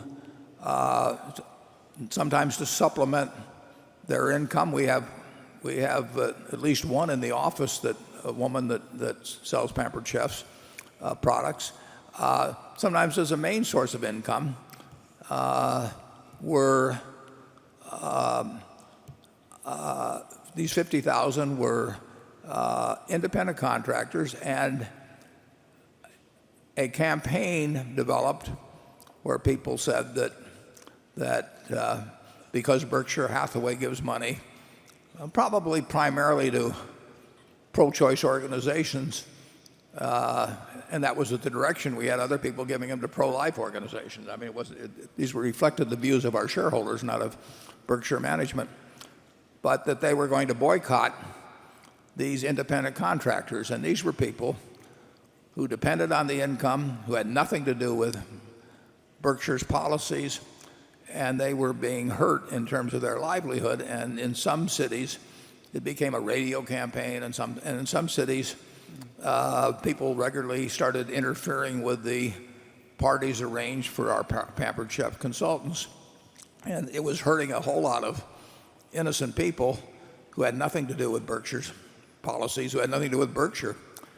And at that time, reluctantly, we decided to end the program. I didn't mind at all losing some See's candy business or whatever to some people, but when we start affecting individuals, most of these people are not high-income individuals, and we're cutting off their livelihood because of something Berkshire is doing. It just became apparent to me that it was unfair to continue it, and reluctantly we stopped it, and I think it's too bad. We don't want the parent company involved in distracting arguments about the social issues of the times. Well, we certainly don't want it where it affects people who are just bystanders, basically, who have counted on us over the years to work with them. And it was literally affecting the income of thousands, primarily women, concentrated in certain communities around the country. Okay. But a lot of Berkshire stock is given away every year. It isn't like we've lost the flow of charity totally. No, a huge amount is given away.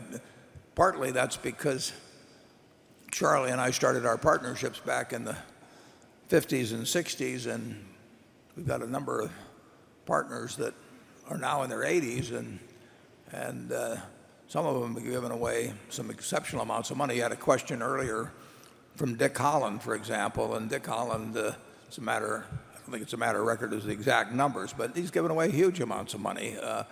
over the years and continues to. And we've got dozens like that I would say are going to end up giving back 90% or more of all the money they've made in Berkshire. Okay.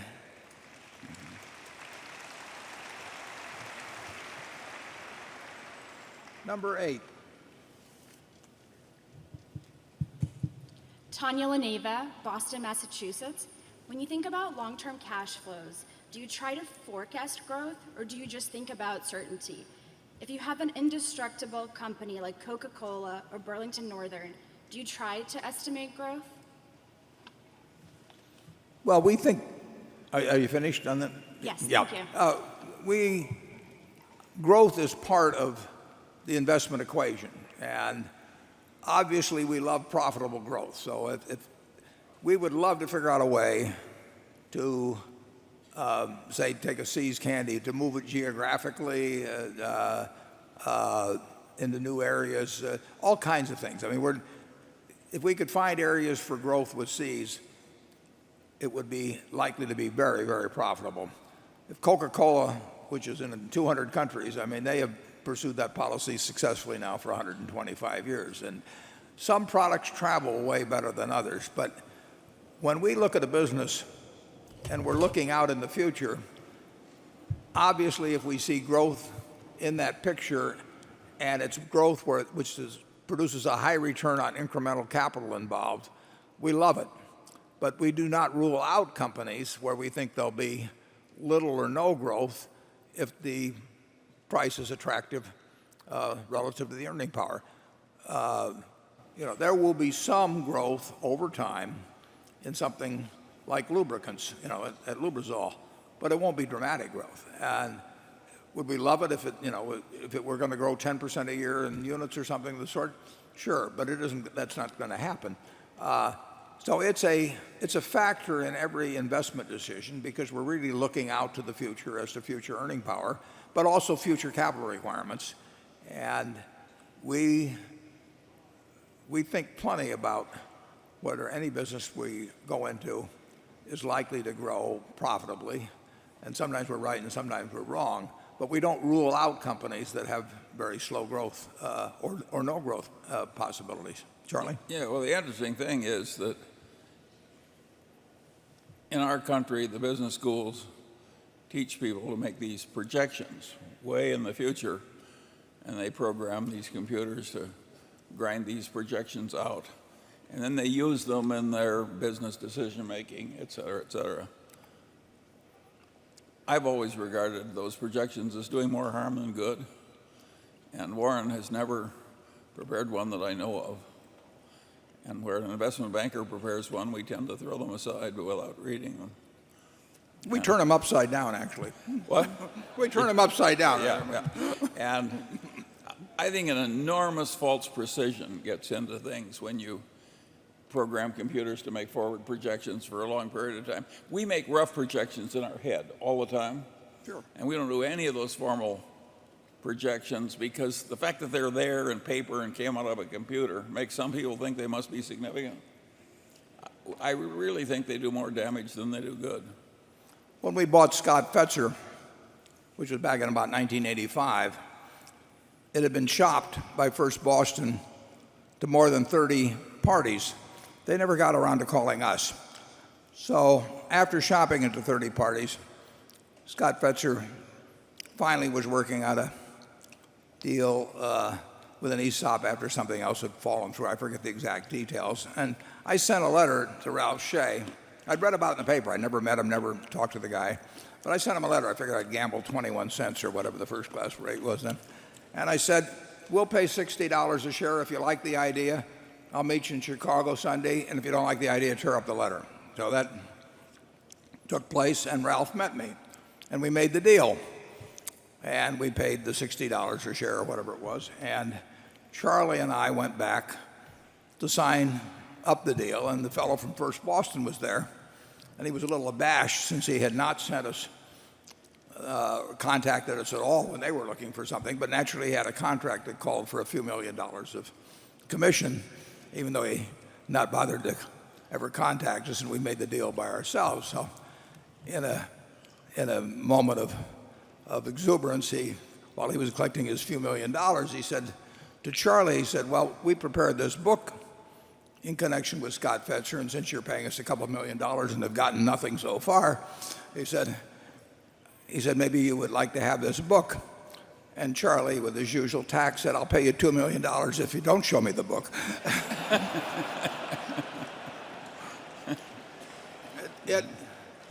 And I should mention, in connection with Lubrizol, Dave Sokol met James Hambrecht, I think on whatever it was, January 25th or whatever the date, and Lubrizol had already made projections publicly out to 2013, and Dave told me that that James had also given him some projections, I guess, out to 2015 or something, and did I want to see him? And I told him no.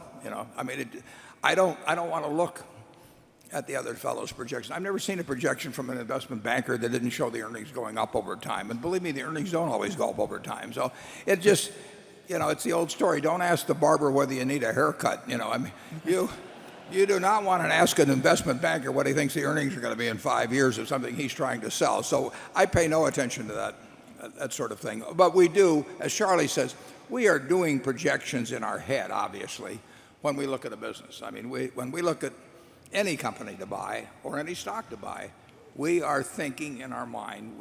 We've got a model in our mind of what that place is likely to look like over some period of years. And then we also have some model in our mind of how far off we can be. I mean, there's some things we can be way off on. There's other things we're likely to be in a fairly narrow range on. So all that is taking place. But we sure don't want to listen to anybody else's projections. But those of you who are about to enter business school or who are there, I recommend you learn to do it our way, but at least until you're out of school, you have to pretend to do it their way.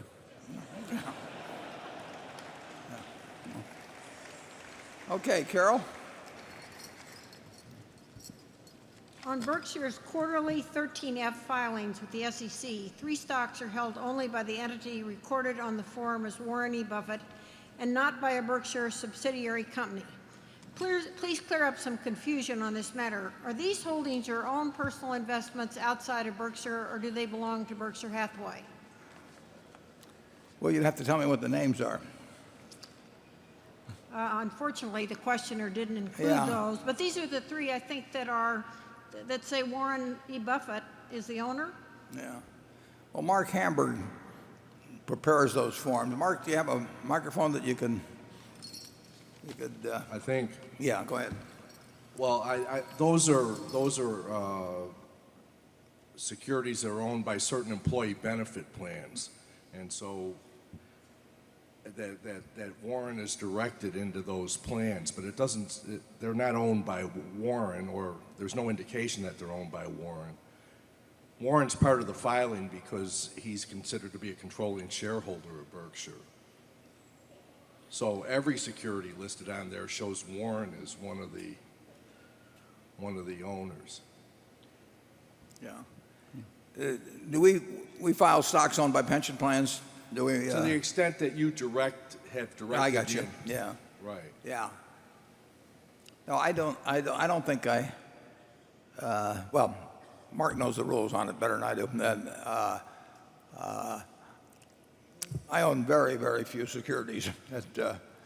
I really spend my time thinking about Berkshire. So I've got a lot of the very security I've been telling you not to buy, which is government bonds. But that's not because it's a good investment. It's a place to have some money and forget about it. And I'll work on Berkshire. Area 9. Mr. Buffett, Mr. Munger, it's an honor and a pleasure. My name is Ben Anderson. I'm from Los Angeles. When you're looking at an investment in China, where the business culture is a lot different than it is here in the U.S., and successful business practices are, again, very different than they are here. What are the characteristics you look for when placing an investment in that company? And is that any different than the general principles at Berkshire? We follow the same principles, but we recognize that we know less about tax laws, about customs, about attitudes toward shareholders anytime we get outside the United States than we know in the United States. Now, to varying degrees, we weigh in that uncertainty. At the time I bought PetroChina stock, which I don't know, it's probably 2003 or thereabouts, it was extraordinarily cheap in relation to any calculation of reserves or refining capacity or cash flow or you name it. And at the same time, Yukos in Russia was similarly very, very cheap. And they were both huge. And I am no geopolitical expert or anything of the sort, but I decided I was more comfortable buying PetroChina than I was buying Yukos. Now, was I as comfortable buying PetroChina as I would have been buying, some domestic company of similar size? No, because I don't know as much. I didn't know then, and I don't know as much now about all the intricacies of Chinese tax law and what the policies might be. But I was fairly impressed, quite impressed, when I read the report of PetroChina. For one thing, they said they were going to pay out 45% of, as I remember, 45% of their earnings in dividends. That's more than any company, the oil company in the United States would tell me. So I regarded that as a plus and an indication of intent that I thought would be fulfilled, and it has been fulfilled. So we do make allowances for our lack of understanding as well as we might in the United States, various key factors. But the basic principles of trying to value the business, trying to find managements in which we have confidence in both their ability and integrity, and then finding an attractive purchase price, those principles apply wherever in the world we would be investing. Charlie? Well, we make so few investments in China that trying to draw general lessons from us would be hard. It reminds me of the time a professor went west for the summer and he came back to his faculty and he said, "I've learned that Indians always walk single file." And they said, "How did you figure that out?" And he said, "I saw one and he did."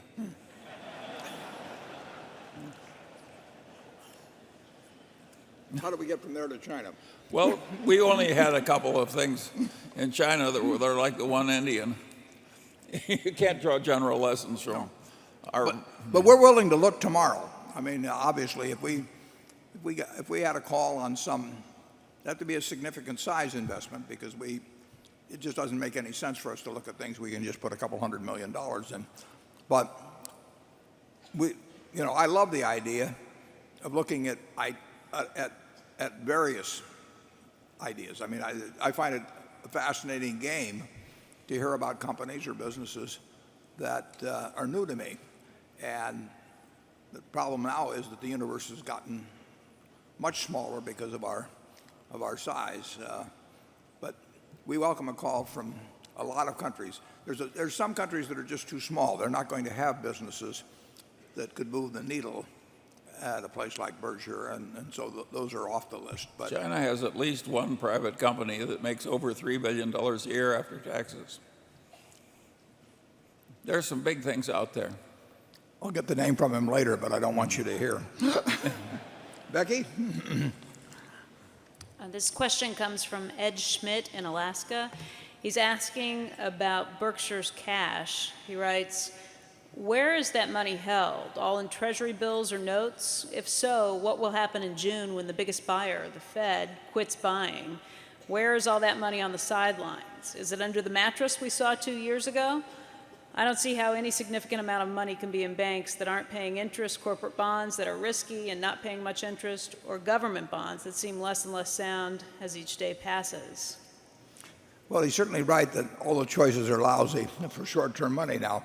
But we don't play around with short-term money. So we did not own commercial paper in 2008 before problems occurred. We did not own money market funds. When I say we didn't own them, there may be small amounts at various subsidiaries, but in terms of the big money, which we run out of Berkshire, we basically keep it in treasuries.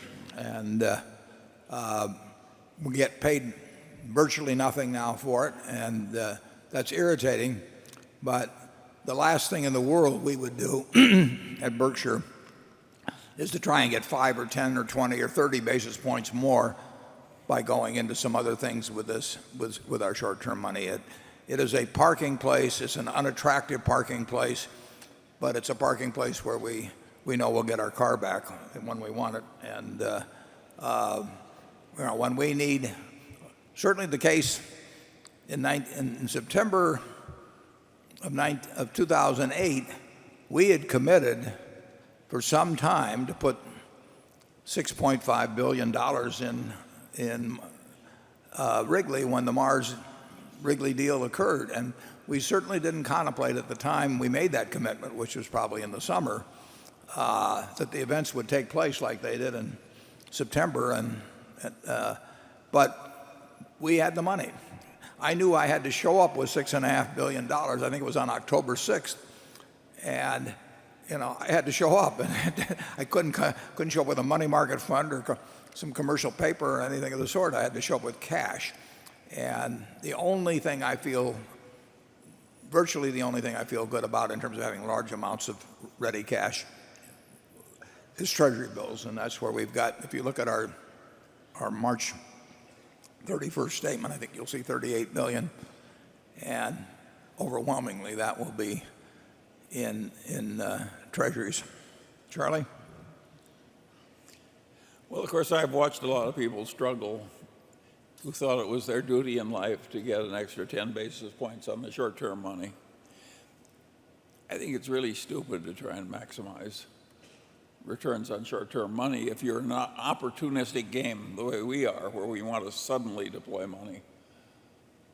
Some of those pipelines we bought, they came for sale on Saturday and we had to close on Monday or something. Yeah, we don't want to fool around with some dubious instrument when we had sudden needs for money like that. We bought one pipeline where the seller was worried about going bankrupt the following week. And there's a Hart-Scott-Rodino clearance required for the FTC, and they needed the money right away. And I wrote a letter, as I remember, to the FTC, and I said that we will do whatever you tell us to do later on. You can look at this all you want. We'll give you all the data you want. And if you tell us, to unwind the deal, whatever you tell us, we will do. But these guys need the money. And so we closed it earlier. And our ability to come up with cash when people need it and when the rest of the world is petrified for some reason has enabled several deals to get done. And we don't know whether that could happen tomorrow. I mean, if Ben Bernanke runs off to South America with Paris Hilton or something, I mean, who knows what'll happen, and we want to be able at that moment to have our check clear. So we figure we never know what tomorrow will bring, although it won't bring that. I want to leave that off the transcribed part of the report. But when somebody comes to us and they say we need a deal right now, we can do it, and they know we can do it, and it can be big. It just has to be attractive. Okay, Area 10. Hi, Warren. Hi, Charlie. Thank you very much for taking the time to have a terrific shareholders meeting. 4 years ago, we announced that we're naming our son after you, so we're happy to say hi to both you and Charlie. Charlie, since Berkshire bought Wesco, we wanted to see if you can take some time to host a meeting of your own. It could be anywhere, anytime. We're going to do that. Great. We won't call it a Wesco meeting. We'll call it an afternoon with Charlie. Great. It's only for hardcore addicts.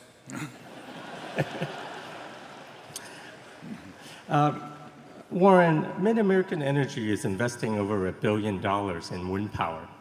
How do you feel about wind power as a source of renewable energy and its economics? Will this scale of investment continue, and what type of returns do you expect to come from wind power? Yeah, it's terrific, but wind power is terrific, but only when the wind blows. The wind blows about, as I remember, about 35% of the time in Iowa. So you never can count on wind power, obviously, for your base load. And, that is a real limitation. On the other hand, wind power, is basically, I guess, the cleanest energy you can come up with, except for the fact that it can't be relied on.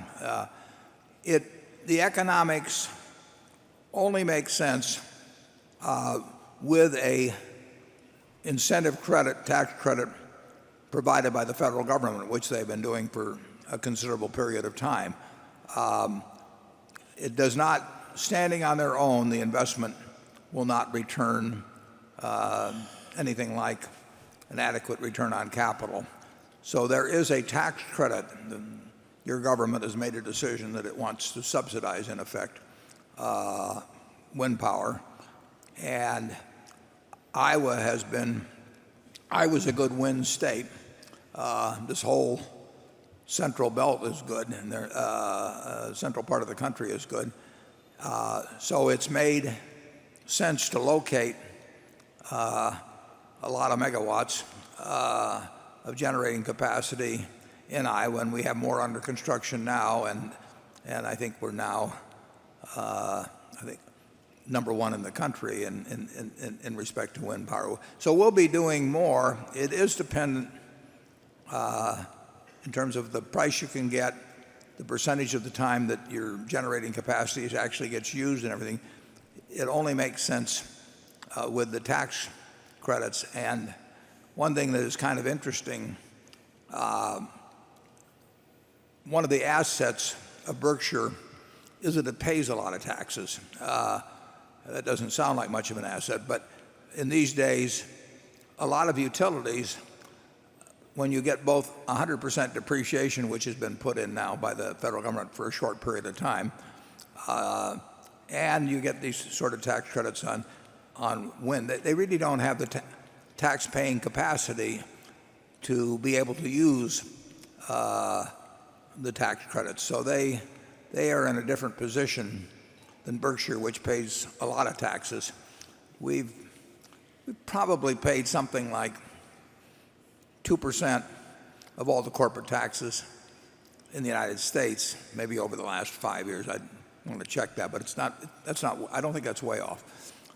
So we have a lot of tax-paying capacity. We can use it to build more wind projects, and I think it's very likely we will continue to do it.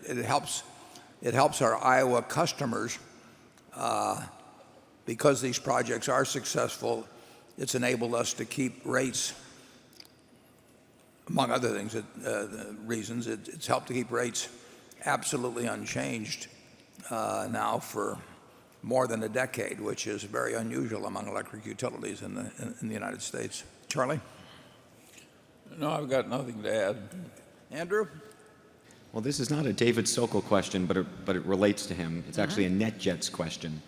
This shareholder asks, I was struck by your statement when you praised Sokol for, quote, having resurrected an operation that was destined for bankruptcy. This really got my attention because I don't recall you or Berkshire Hathaway saying earlier that NetJets was on the verge of bankruptcy at the time that his predecessor, Richard Santulli, had stepped down. In fact, at the time, the company seemed to give the impression it was dealing with a few short-term problems, but that it was fundamentally sound. In truth, how close was it to bankruptcy? And if that was the case, why didn't you tell us? Yeah. And finally, was it ethical for NetJets to be asking prospective clients to part with their money at a time when it was, in the eyes of its main shareholder, quote, destined for bankruptcy? Yeah. I think I said it was, maybe we can find the exact words here, but I think I said it was destined for bankruptcy absent the fact that Berkshire Hathaway owned it, and if it had been a standalone entity. And Berkshire never had any intent, never would have had any intent of any kind to bankrupt NetJets. But if it had been owned as a standalone by somebody else, or the public, that's what would have happened to it. With Berkshire's ownership, Berkshire has had two insurance companies that would have gone bankrupt as standalone insurance companies. And it never crossed our mind that we would let them do it. So we put money into companies that were bankrupt, that Berkshire owned, to make them whole, basically. And essentially, we were doing the same thing with NetJets when we we got it up to 1.9 billion. But NetJets, in my opinion, well, it would have been bankrupt. Absent somebody like Berkshire owning it. I'm almost positive that I said that absent Berkshire's ownership, or some words to that effect. Let's see if I can find it. Maybe Charlie can be commenting while I'm looking for this. In any event,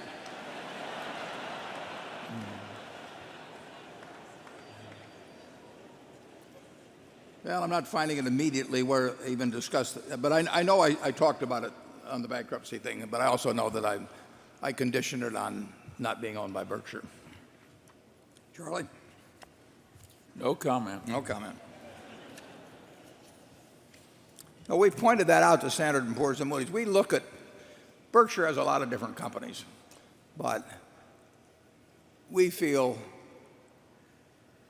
that it's one entity, and Moody's or Standard & Poor's has to look at each one separately and all of that. But Charlie and I have not been running this business to walk away from some company. We had one in Louisiana, Southern Casualty, and we had another one in Chicago, both of which, if left to their own devices, would have gone bankrupt, and we didn't even think about not making them whole. Area 11. Good afternoon. My name is Christopher David. I'm an entrepreneur from Arlington, Virginia. My question is about the youth. I work with a lot of high school and college students and recent graduates who are facing a job market with 20% youth unemployment, and at the same time, one of the most favorable entrepreneurial environments. It's easier than ever to start a business or get involved with a startup. So, considering that these kids are politically savvy, they like studying economics, they're brilliant, and they're willing to learn, what advice can you give them from an investment perspective that could help them chart their own course as opposed to get a 9-to-5 job? Well, the main thing you could do, and people do it different ways. I used to do it by doing a lot of reading. I was practically lived at the Omaha Public Library for 3 or 4 years, and when I was 9 or 10 or 11. I mean, anything you do to improve your own skills, you never know where it's going to pay off later on. I have one diploma hanging in my office, and I got a couple of others, but the one diploma I have hanging up there is one I got from a Dale Carnegie course, which cost me $100 back in 1951. And it's incalculable how much value I got from that $100. There's nothing like working to improve your own skills, and I would say communication skills are the first area I would work on to enhance your value throughout life, no matter what you do. I mean, if I had stayed in the same position I was in terms of communicating back in 1950 or 51, my life would have turned out differently. I mean, I started selling securities. If you can't talk to people, you've got a real problem selling securities. So I think the if you get lucky, you find your passion early on. But you want to work at something you're passionate about, and then you want to work to improve your skills in that. And I think if you do both of those things, I think you're likely to do very well. Charlie? Yeah, I think economics is a really tough subject. And I think it's easy to teach the basic microeconomics and certain of the basic ideas, but the minute it gets into the full range of complexity, you have the difficulty that the experts disagree. So I don't think I would hurry if I were trying to learn something into the parts of the fields where none of the experts can agree among themselves. I would master the easy stuff first. Yeah, I don't think. Yeah, I would not advise taking lots of courses in economics to somebody going to school. Just trying to think back. It's been a long time since I took my economics courses at Wharton, but I don't regard them as the ones that push me forward in any significant way. Carol? Question from John Brandt.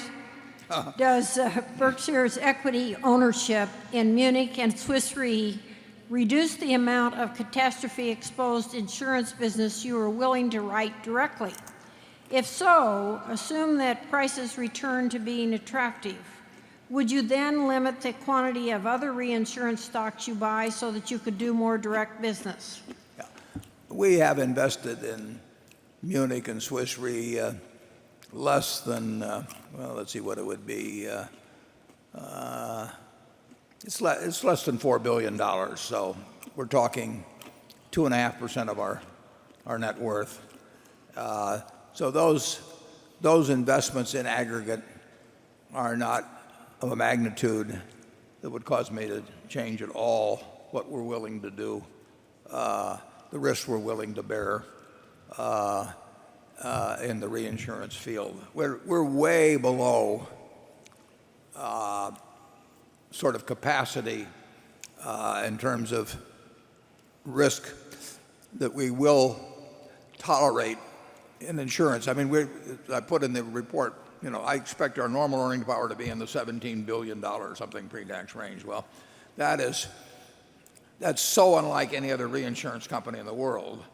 We went through the worst quarter in reinsurance history, except for Katrina's quarter, and we end up earning, very substantial sums. So those investments are no constraint at all on our willingness to write insurance. We would love to have a lot more attractive in reinsurance business on the books. We just can't find it at prices that we think are commensurate with the risk, but it's not because of an aversion to risk overall. Charlie? Yeah, insurance and particularly reinsurance, it's not that easy a business. It's taken you a long time to do as well as you do, and if it weren't for Ajit, why, we wouldn't. It would be a lot smaller business. Well, it should be pointed out we really didn't succeed at all in the reinsurance business in the first 15 years. We started in reinsurance around 1970, and we had a fellow that I thought the world of running it, George Young, but net, counting the value of float, it was not a good business for us for 15 years until Ajit came along. It is not an easy business. It looks easy most of the time. I mean, that's the trouble with it. It looks easier than it is. It looks way easier than it is, and it's like having a pair of dice, and accepting bets on box cards or something like that, and it's going to come up once 36 times. So you can win a lot of bets by giving the wrong odds, but if you keep doing it long enough, you lose a lot of money. And so these infrequent events, you better have factored in to your pricing, and and not fool yourself by whether you make money in a given year or 2 years or even 3 or 4 years. And most people have a little trouble with that, and we had a little trouble with it for about 15 years. And incidentally, the investment bankers of the world, now that they trade so much for their own account in derivatives, they have sold some of these products where most of the time the customer wins, but when the customer loses, he really loses big. In other words, they're smarter than the customers, and they have caused some of the most horrendous losses to ordinary businessmen. It happened in Korea, it happened in Mexico, it happened. Just beware the salesman who's selling a new derivative product. Or an old one. An old one, too. Yeah, but the new ones are worse. Yeah. Okay, Area 12. Hi, my name is Badal Pandi. I'm from Philadelphia, Pennsylvania. Questions about Todd Combs, the young money manager you hired late last year. For Mr. Munger, I understand you introduced him to Berkshire. Could you talk a little bit about that, how that relationship started, and how, as we as shareholders, are we going to be able to assess his progress? Well, I hate doing this because I may get more letters than I want, but he sent me a letter. That's how it happened. It was like Warren's letter to the guy at Ralph Shea. And at any rate, I had a meal with him, and I called Warren and said, I think this is the guy you should talk to. We have a very complicated business and very elaborate procedures, as you can tell.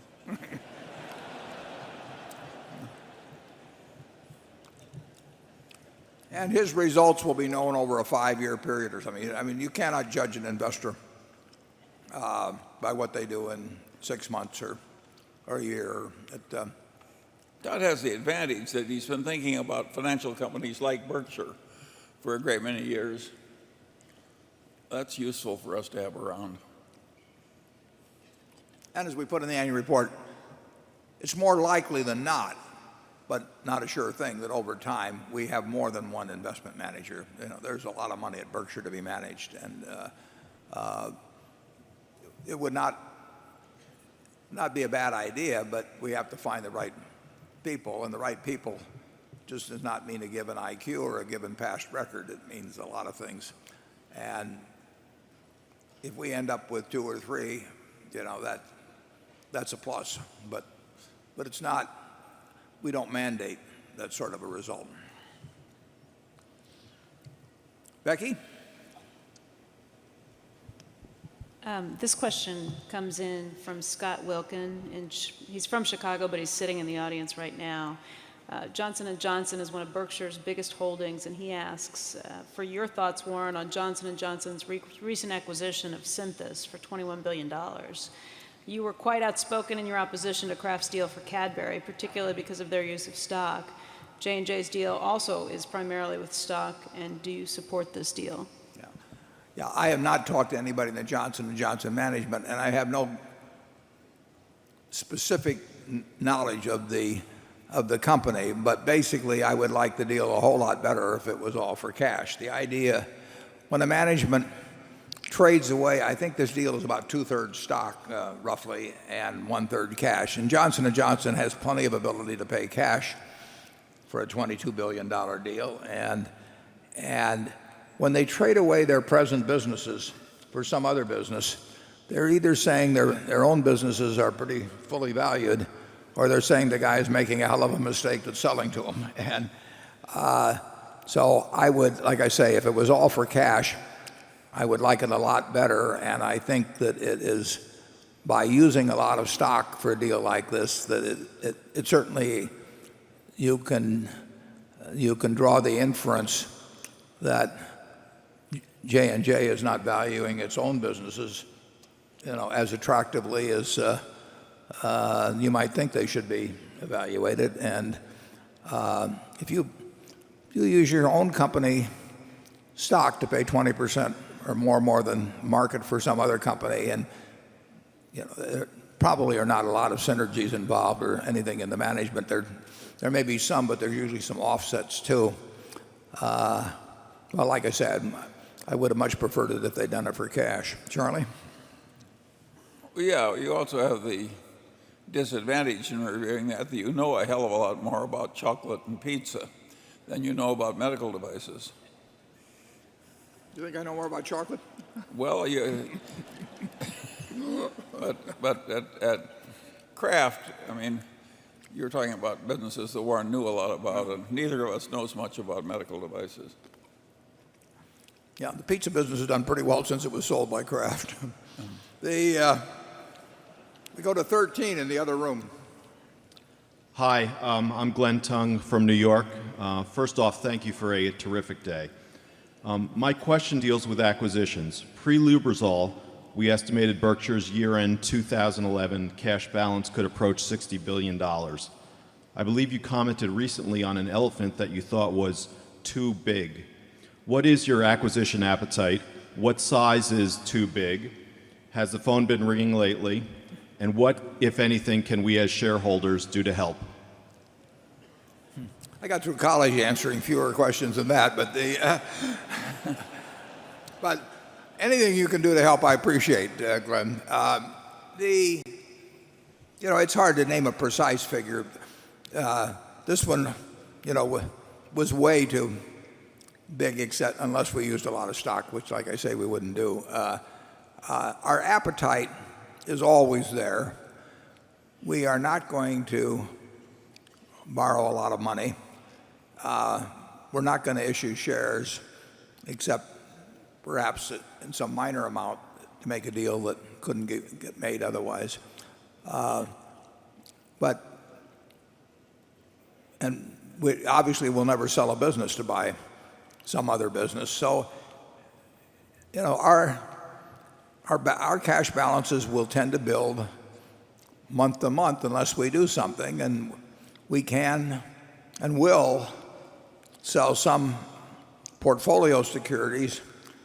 But doing Lubrizol requires close to $9 billion of cash, and obviously we could do another one of that size. In fact, we're looking at a couple, but they're no more than a gleam in the eye. But they would take sums roughly similar to Lubrizol, and we would be comfortable doing those, and they would add significantly to Berkshire's earning power. So they're worth doing, but we can't do a really big elephant now, and we won't stretch. We've never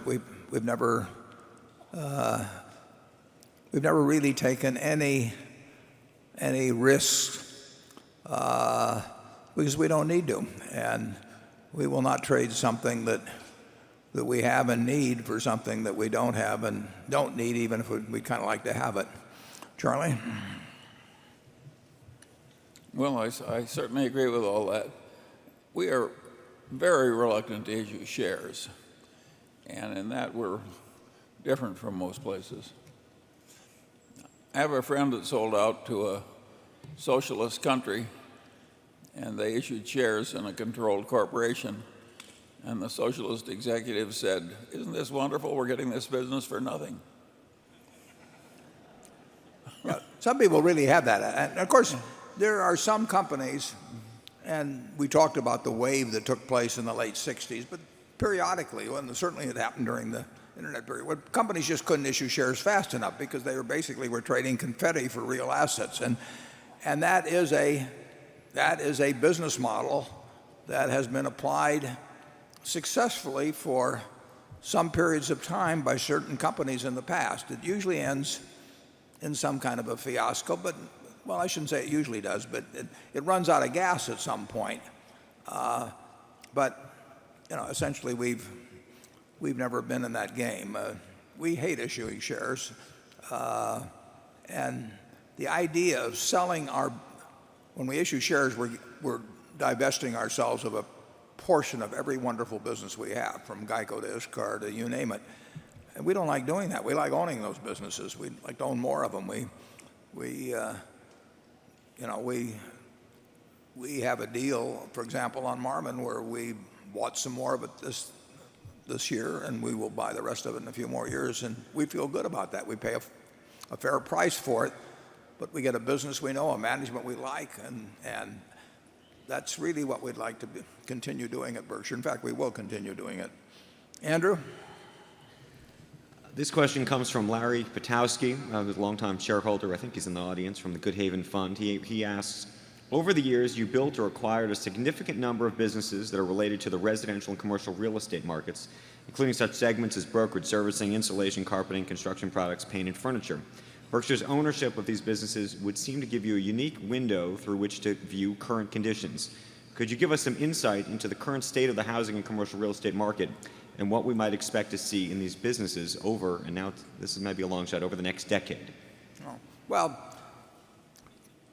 the immediate situation is it's terrible. It's been flatlined now for a long time, and it affects Shaw, it affects Mytech, it affects Acme Brick, it affects Johns Manville, it affects our home services operation, and there has been no bounce at all.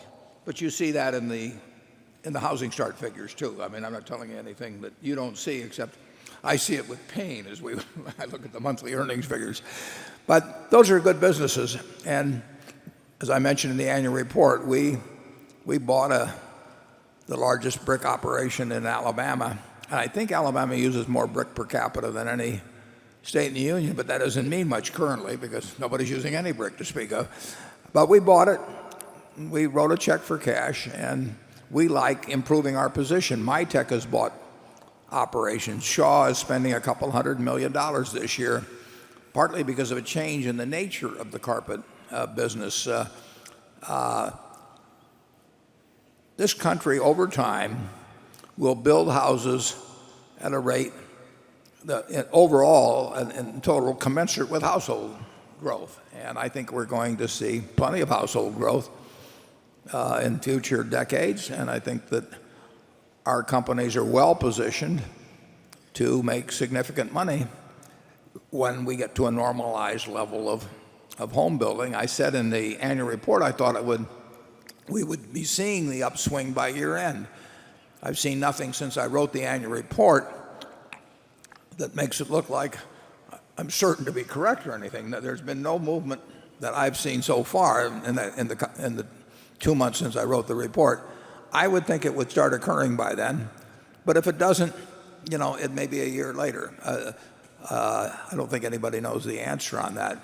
If I had to bet one way or the other, though, I think it will be turning up by year end. It really isn't that important to us. When I made the decision to buy the brick company in Alabama, it was not because I thought brick was going to turn in 2 months or 6 months or a year. I thought that over time, being a very important brick manufacturer and distributor in Alabama, adjacent to our strong operation in Texas, would be a good investment at the price that we paid. And I feel good about the decision, but I won't feel good about our brick results in the next 6 months. I can be sure of that.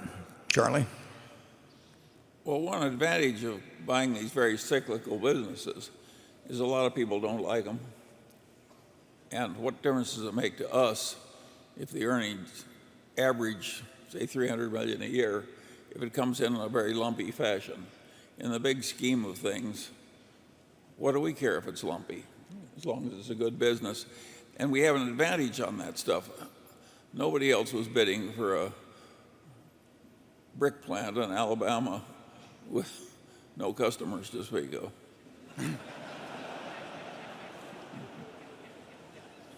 We'll be there if you need brick in Alabama. See's Candy, a wonderful business, loses money roughly 8 months of the year. Now it just so happens we know the seasonal pattern, so we don't worry in July that somehow Christmas won't come. We've got a couple thousand years on our side. But that's easy to see. If you just looked at 1 month of See's earnings or looked at 1 quarter, you think, what are these guys doing in this business? Now, obviously, cyclical businesses, are not going to behave exactly the same as seasonal businesses. But why look at it any differently? I mean, if you take the next 20 years, there will be, 3 or 4 terrible years for residential housing, and there'll be a lot of them that are pretty good, and there'll be a few that are terrific. And I don't know the order in which they're going to appear, but I know if I can buy the assets cheap enough to participate in those 20 years, that we'll do okay over that time. So that's why we're in the brick business. Now let's see. Yeah, we're at 3:30, so we will adjourn for about 5 minutes, and then we will conduct the business meeting of Berkshire Hathaway, and we can turn the lights up, and we'll rejoin you in just a couple of minutes. All right.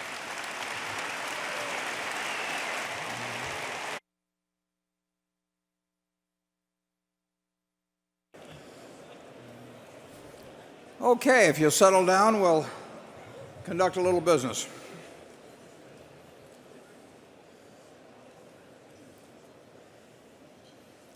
This morning, I introduced the Berkshire Hathaway directors that are present.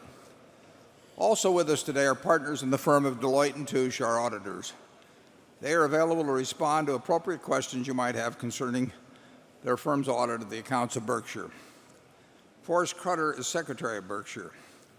He will make a written record of the proceedings. Becky Amick has been appointed Inspector of Elections at this meeting. She will certify to the count of votes cast in the election for directors and the motions voted upon at this meeting. The named proxy holders for this meeting are Walter Scott and Mark Hamburg. Does the Secretary have a report of the number of Berkshire shares outstanding, entitled to vote, and represented at the meeting? Yes, I do. As indicated in the proxy statement that accompanied the notice of this meeting that was sent to all shareholders of record on March 2, 2011, being the record date for this meeting, there were 942,559 shares of Class A Berkshire Hathaway common stock outstanding, with each share entitled to one vote on motions considered at the meeting, and 1,059,055,810 shares of Class B Berkshire Hathaway common stock outstanding, with each share entitled to 1/10,000th of one vote on motions considered at the meeting. Of that number, 663,042 Class A shares and 659,697,109 Class B shares are represented at this meeting by proxies returned through Thursday evening, April 28th. Thank you. That number represents a quorum, and we will therefore directly proceed with the meeting. The first order of business will be a reading of the minutes of the last meeting of shareholders. I recognize Mr. Walter Scott, who will place a motion before the meeting.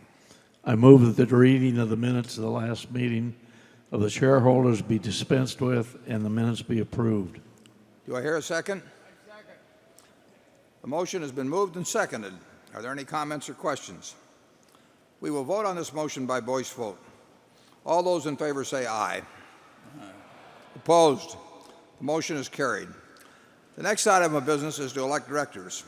If a shareholder is present who wishes to withdraw a proxy previously sent in and vote in person on the election of directors, you may do so. Also, if any shareholder that is present has not turned in a proxy and desires a ballot in order to vote in person, you may do so. If you wish to do this, please identify yourself to one of the meeting officials in the aisles who will furnish a ballot to you. I recognize Mr. Walter Scott to place a motion before the meeting with respect to election of directors. I move that Warren Buffett, Charles Munger, Howard Buffett, Stephen Burke, Susan Decker, William Gates, David Gottesman, Charlotte Guyman, Don Keogh, Tom Murphy, Ron Olson, and Walter Scott be elected as directors. Is there a second? I second the motion. It has been moved and seconded that Warren Buffett, Charles Munger, Howard Buffett, Stephen Burke, Susan Decker, William Gates, David Gottesman, Charlotte Guyman, Donald Keogh, Thomas Murphy, Ronald Olson, and Walter Scott be elected as directors. Are there any other nominations? Is there any discussion? The nominations are ready to be acted upon. If there are any shareholders voting in person, they should now mark their ballots on the election of directors and allow the ballots to be delivered to the Inspector of Elections. Ms. Amick, when you are ready, you may give your report. My report is ready. The ballot of the proxy holders in response to proxies that were received through last Thursday evening cast not less than 701,770 votes for each nominee. That number far exceeds a majority of the number of the total votes of all Class A and Class B shares outstanding. The certification required by Delaware law of the precise count of the votes will be given to the Secretary to be placed with the minutes of this meeting. Thank you, Ms. Amick. Warren Buffett, Charles Munger, Howard Buffett, Stephen Burke, Susan Decker, William Gates, David Gottesman, Charlotte Guyman, Donald Keough, Thomas Murphy, Ronald Olson, and Walter Scott have been elected as directors.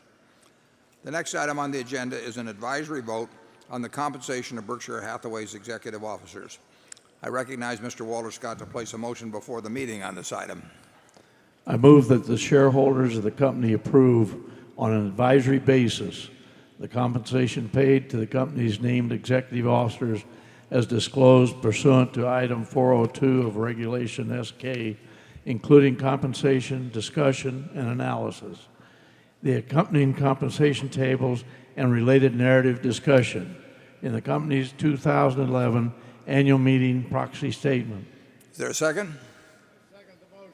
It has been moved and seconded that the shareholders of the company approve on an advisory basis the compensation paid to the company's named executive officers. Is there any discussion? The motion is ready to be acted upon. If there are any shareholders voting in person, they should now mark their ballots on the motion and allow the ballots to be delivered to the Inspector of Elections. Ms. Amick, when you are ready, you may give your report. My report is ready. The ballot of the proxy holders in response to proxies that were received through last Thursday evening cast not less than 720,883 votes to approve on an advisory basis the compensation paid to the company's named executive officers. That number far exceeds a majority of the number of the total votes of all Class A and Class B shares outstanding. The certification required by Delaware law of the precise count of the votes will be given to the Secretary to be placed with the minutes of this meeting. Thank you, Ms. Amick. The motion to approve on an advisory basis the compensation paid to the company's named executive officers is passed. The next item is an advisory vote on the frequency of a shareholder advisory vote on compensation of named executive officers.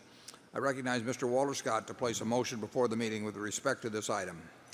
I move that the shareholders of the company determine on an advisory basis the frequency, whether annual, biennial, or triennial, with which they shall have an advisory vote on the compensation of the company's named executive officers set forth in the company's proxy statement. Is there a second? Second the motion. It has been moved and seconded that the shareholders of the company determine the frequency with which they shall have an advisory vote on compensation of named executive officers, with the options being every 1, 2, or 3 years. Is there any discussion? The motion is ready to be acted upon. If there are any shareholders voting in person, they should now mark their ballots on the motion and allow the ballots to be delivered to the Inspector of Elections. Ms. Amick, when you are ready, you may give your report. My report is ready. The ballot of the proxy holders in response to proxies that were received through last Thursday evening cast 112,395 votes for a frequency of every year, 4,615 votes for a frequency of every 2 years, and 609,699 votes for a frequency of every 3 years of an advisory vote on the compensation of named executive officers. The certification required by Delaware law of the precise count of the votes will be given to the Secretary to be placed with the minutes of this meeting. Thank you, Ms. Amick. The shareholders of the company have determined on an advisory basis that they shall have an advisory vote on the compensation paid to the company's named executive officers every 3 years. The next item of business is a motion put forth by Ms. Coward, a Berkshire shareholder represented by Mr. Bruce Herbert and Mr. Larry Doors.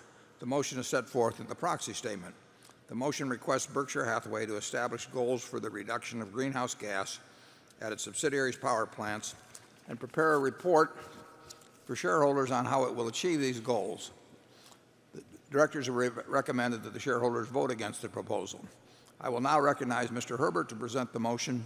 To allow all interested shareholders to present their views, I ask Mr. Herbert to limit his remarks to 5 minutes.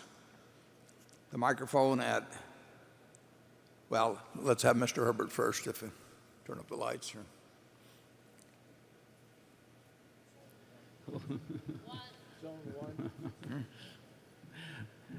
Thank you. Good day, ladies and gentlemen. My name is Bruce Herbert, and I'm Chief Executive of Newground Social Investment in Seattle, Washington. It is such a pleasure to be here today representing a lifelong owner of Berkshire Class A shares. And I stand to present the resolution found on page 12 of the proxy that asks our company to set goals for reducing greenhouse gas emissions at its energy holdings. This is because serious investors know, and studies show, that climate change creates financial liability. The Investor Network on Climate Risk, whose members manage more than $10 trillion, and the Carbon Disclosure Project, representing more than $70 trillion in assets globally, call on companies to disclose risks related to climate change, as well as the actions taken to mitigate those risks. In 2010, 66% of U.S. electric utilities had already set greenhouse gas emission reduction goals. 66%. Unfortunately, Berkshire's Mid-American was not among them. Now, investors have cause to be concerned. Just last year, the SEC announced that climate risks are material and that they must be disclosed. We do applaud Mid-American for having the largest wind energy portfolio of any utility in the United States. However, it is also true that Mid-American generates close to 3/4 of its power burning coal. Investors globally want to reduce risk through cleaner generation, and 66% of public utilities have already published their plans for doing so. But Mid-American offers no such plan, despite the public proclamation via its website that, quote, "We will set challenging goals and assess our ability to continually improve our environmental performance," unquote. There is no more important environmental goal for a coal-burning utility than to reduce pollution. But more than this, Berkshire is uniquely vulnerable in that the financial burdens of climate change are pushed onto insurance companies. And as a major insurer, this has serious financial ramifications for our company. Berkshire enjoys a remarkable and well-earned reputation earned over many decades for being practical visionaries. Addressing climate change offers an opportunity for our company both to uphold and to enhance this reputation. So in closing, the world's largest institutional investors call on companies to set greenhouse gas reduction goals. Such goals are key tools for managing the extraordinary business risk of climate change. 2/3 of utilities in the United States have already set these types of reduction goals. And this resolution, importantly, gives Berkshire managers the freedom to determine what those goals should be and to shape the process for meeting them. And the major proxy advisory firms have repeatedly recommended voting for similar resolutions. So I will close with a request and a question. The request is for all of you here to please join us in supporting this common sense proposal. And the question, gentlemen, is have you evaluated the business risk of climate change to our companies, and what did you find out? Thank you. Thank you, Mr. Herbert. Now, we have a microphone at Zone 1. It's available for anyone wishing to speak for or against the motion. You've seen where Zone 1 is there. I'll wait just a minute or two in case anybody would like. Is there an additional speaker there that's there? I'll ask that, for the benefit of those present, I ask that each speaker for or against the motion limit themselves to 2 minutes and confine your remarks solely to the motion. So go ahead. Hi, I'm Paul Herman, founder of HIP Investor. HIP stands for Human Impact and Profit. We're a registered investment advisor in the states of California, Illinois, and Washington. Climate change is obviously one of the risks to Berkshire Hathaway conglomerate companies, including Mid-America Energy and the Burlington Railway, which transports coal, much of which is getting exported to China. So we are concerned also about the disclosure, quantification, and impact on profit of greenhouse gases, as well as the quantification of the asset of the carbon credits that might be available for eco-efficient companies. So we strongly support this resolution for increased disclosure, increased transparency, and the valuation of the financial returns that are possible or the financial liabilities, especially with your expertise in reinsurance, because reinsurance companies typically put a quantification of the potential carbon exposure and liabilities, whereas traditional insurance companies may not do so.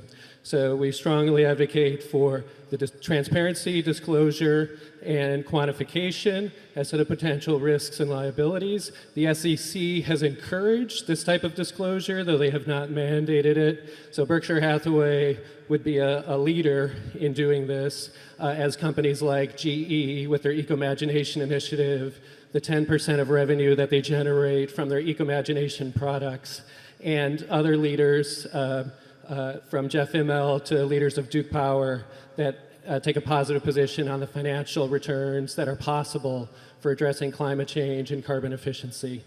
Thank you. Thank you. Do we have some more speakers there? Mr. Buffett, Mr. Yeah. Munger, my name's Jefferson Lilly, long-term Berkshire shareholder. It's my personal opinion that it's the previous two speakers that are the hot air and the problem around global warming, and that we not regulate Berkshire Hathaway to force it to have carbon disclosure or other silly rules. It's fine if the managers of the individual businesses choose to do that on their own, but it's completely inappropriate to bring this false religion of global warming to try and regulate Berkshire Hathaway. You guys are doing a great job on your own.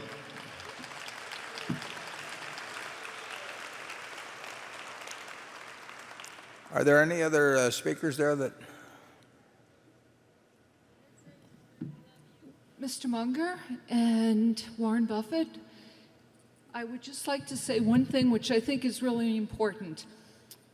Berkshire Hathaway can be a leader in the environment. And I'm for transparency, as I know these two gentlemen are. And John Doerr, who is very passionate about the environment, and I know if he was here today, he would have the same sentiments as these two gentlemen. And it's important that as American citizens, we care about the environment and not keep polluting the environment. And I'm with these two gentlemen 100%. Thank you.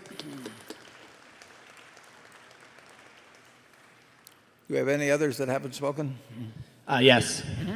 My name is Eric Schlein. I am not for this, so against the motion. I think Berkshire Hathaway has a pretty good reputation at being clean, being environmentally responsible. I don't think anyone is saying that either Mr. Buffett or Mr. Munger somehow doesn't care about the environment. I think most people care about the environment, but doesn't mean that we should force Mr. Buffett, Mr. Munger, or any of the CEOs to tell them how to run their business. You guys care a lot about Berkshire's reputation, and if Berkshire's subsidiaries are just polluting oceans and ponds and destroying the reputation in different towns and cities, I don't think that would be too cool with either Buffett or Munger. So doesn't mean you don't care about the environment just because you're not going to somehow regulate and tell other people how to run their business. Let's just do things voluntarily, do things to make money, and be responsible. And in the end of the day, that's what wins. Thank you. Thank you. Anyone additional? Yeah, my name is Larry Doors, and I support this resolution. I don't think anybody is saying anything other than you're a gentleman of great integrity, but this is a dollars and cents issue. And the EPA is releasing new rules that are calling for more regulation of greenhouse gas emissions. So this, we're really approaching this from the point of view of a conglomerate that has insurance holdings, and it really is insurance companies that are bearing the great costs. So I'm looking very much forward to your point of view on this. Thank you. Thank you. Anyone else? Yes, thank you. David Hughes, shareholder. It's my opinion that this is the right thing to do, and I think that it makes sense to do it as an organization prior to being forced to do it. And if this gives you the tools to set the rules your way, as you see fit, then I think that's far more powerful and sets a precedent, as Berkshire has done in the past. So I am for the resolution. Thank you. Anyone additional? Hello, my name is Thomas Denkenberger, and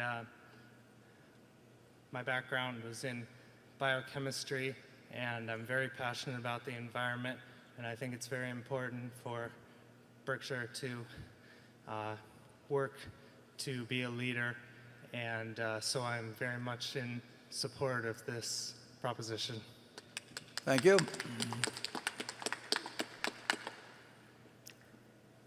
We got somebody else there?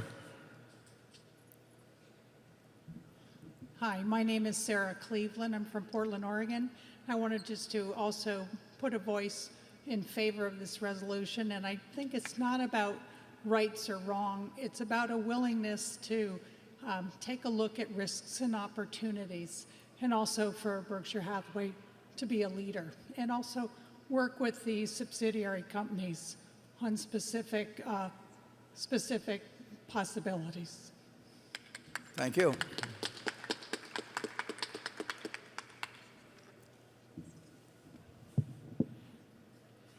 Hi, You're my on. name is Sam Roy. This is my first meeting. Mr. Munger and Warren Buffett, I'm so impressed how you run your business, but I think you will care for the environment as well. I don't know whether we should impose a rule, but at least you will, by your act, how the local businesses are run, and all the operating goes out and adheres, and there is no question that we do everything possibly that we never pollute the air that cannot be changed. It is not hot air, but it is something I'm very passionate about. You can do anything with your environmental, but if you are not taking charge right now, we don't know what the implications would be for our kids and grandkids. I request you give a thorough investigation, and I think you will do that. Thank you for this opportunity. Thank you.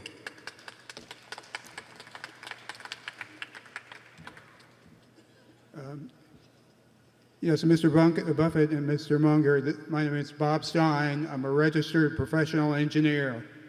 I have a couple comments. I am a Berkshire stockholder.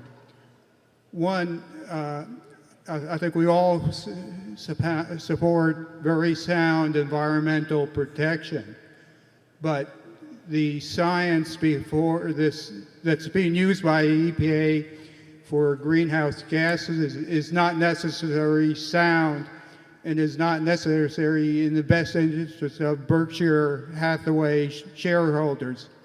Also, everything that the EPA has proposed is not practical and has caused a lot of problems making U.S. competitive in the world industrial market. Thank you. Thank you.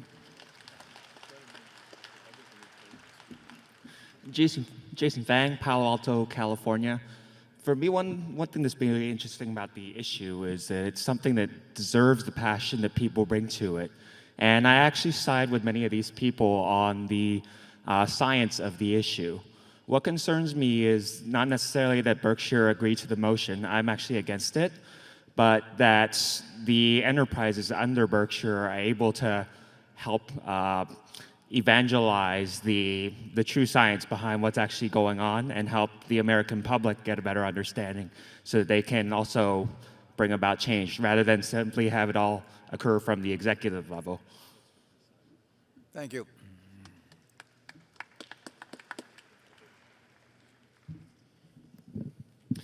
Good afternoon. My name is Bill Gunther. I'm a shareholder from Newfane, Vermont. I work as a state forester back home, and I want to say for folks that don't believe global warming is a reality, I wish you would follow me around in the woods. It definitely is. I want to support this resolution, and I hope that the rest of the shareholders will feel important enough to see it through. Thank you. Thank you.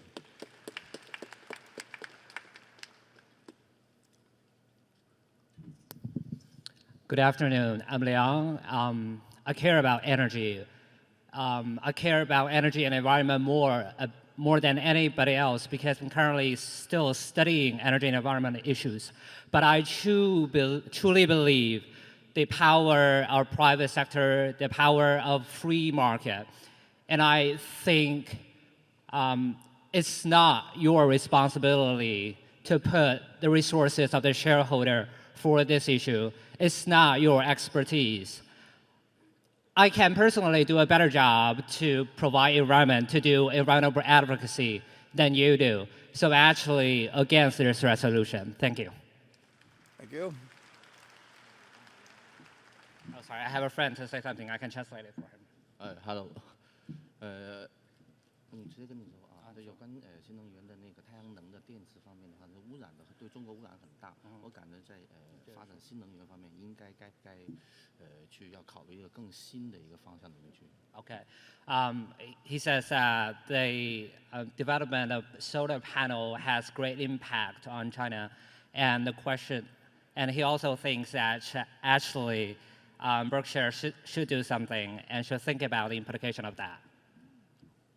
Thank you.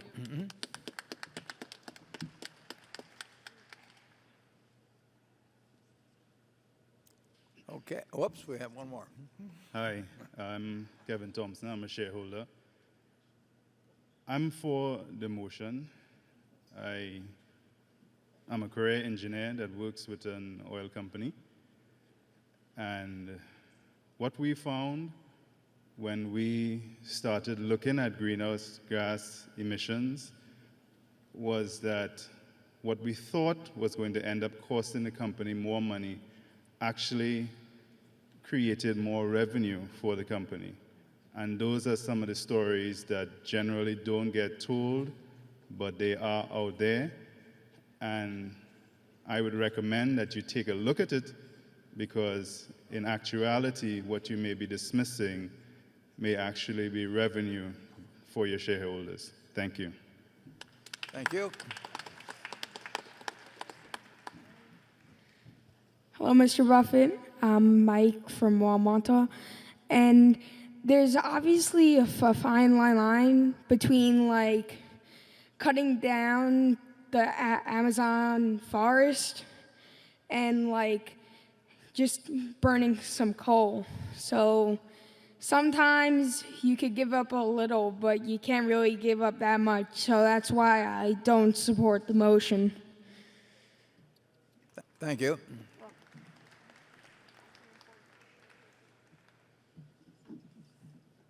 There do not appear to be any further comments. Okay, thank you. Democracy in action at Berkshire. The couple of questions that were raised in terms of material information or material risks in respect to Berkshire and specifically to our insurance operation,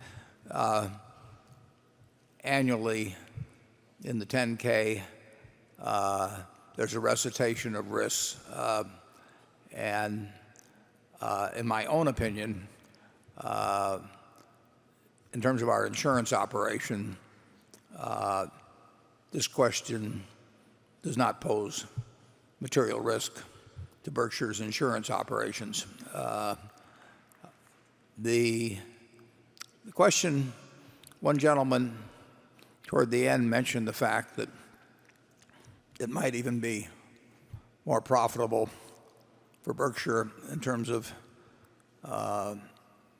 what might happen if we followed the motion. Ironically,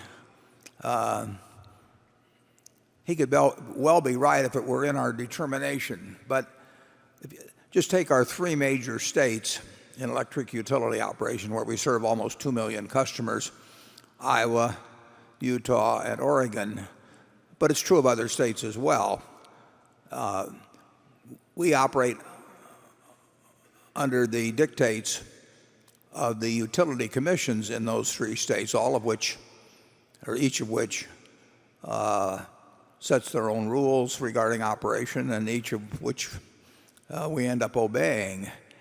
If we were to unilaterally, for example, decide to close down significant coal generation, we would be told to depreciate those plants over a shorter period, and that would translate not into cost to Berkshire, it would translate into higher rates for electricity.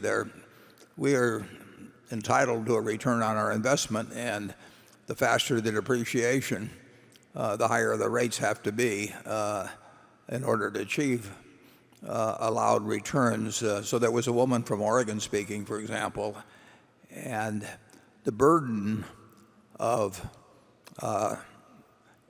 any unilateral attempt by us, and we couldn't do it without the approval of the utility commissions, but the burden would fall on customers. And it is true, actually, that we would recoup accelerated depreciation, and we would probably have a much larger investment on which we would be allowed to return in other generating facilities. But this is a question, this is not something that the stockholders of Berkshire end up incurring the cost of. It's something that the rate or the users of electricity in these various states will pay for, and that judgment, quite properly, should be made by the public utility commissions of those various states. And whatever they decide, we will follow. And over time, there's no question, just like we've talked about our wind generation in Iowa, this country will move toward a different composition of electricity generation. And as I stated earlier, I personally favor more nuclear over time, but that will be determined by both at the state level and in some extent, in some ways, at the national level. So it's our recommendation that the motion be voted down, and I think the motion is now ready to be acted upon. If there are any shareholders voting in person, they should now mark their ballots on the motion and allow the ballots to be delivered to the Inspector of Elections.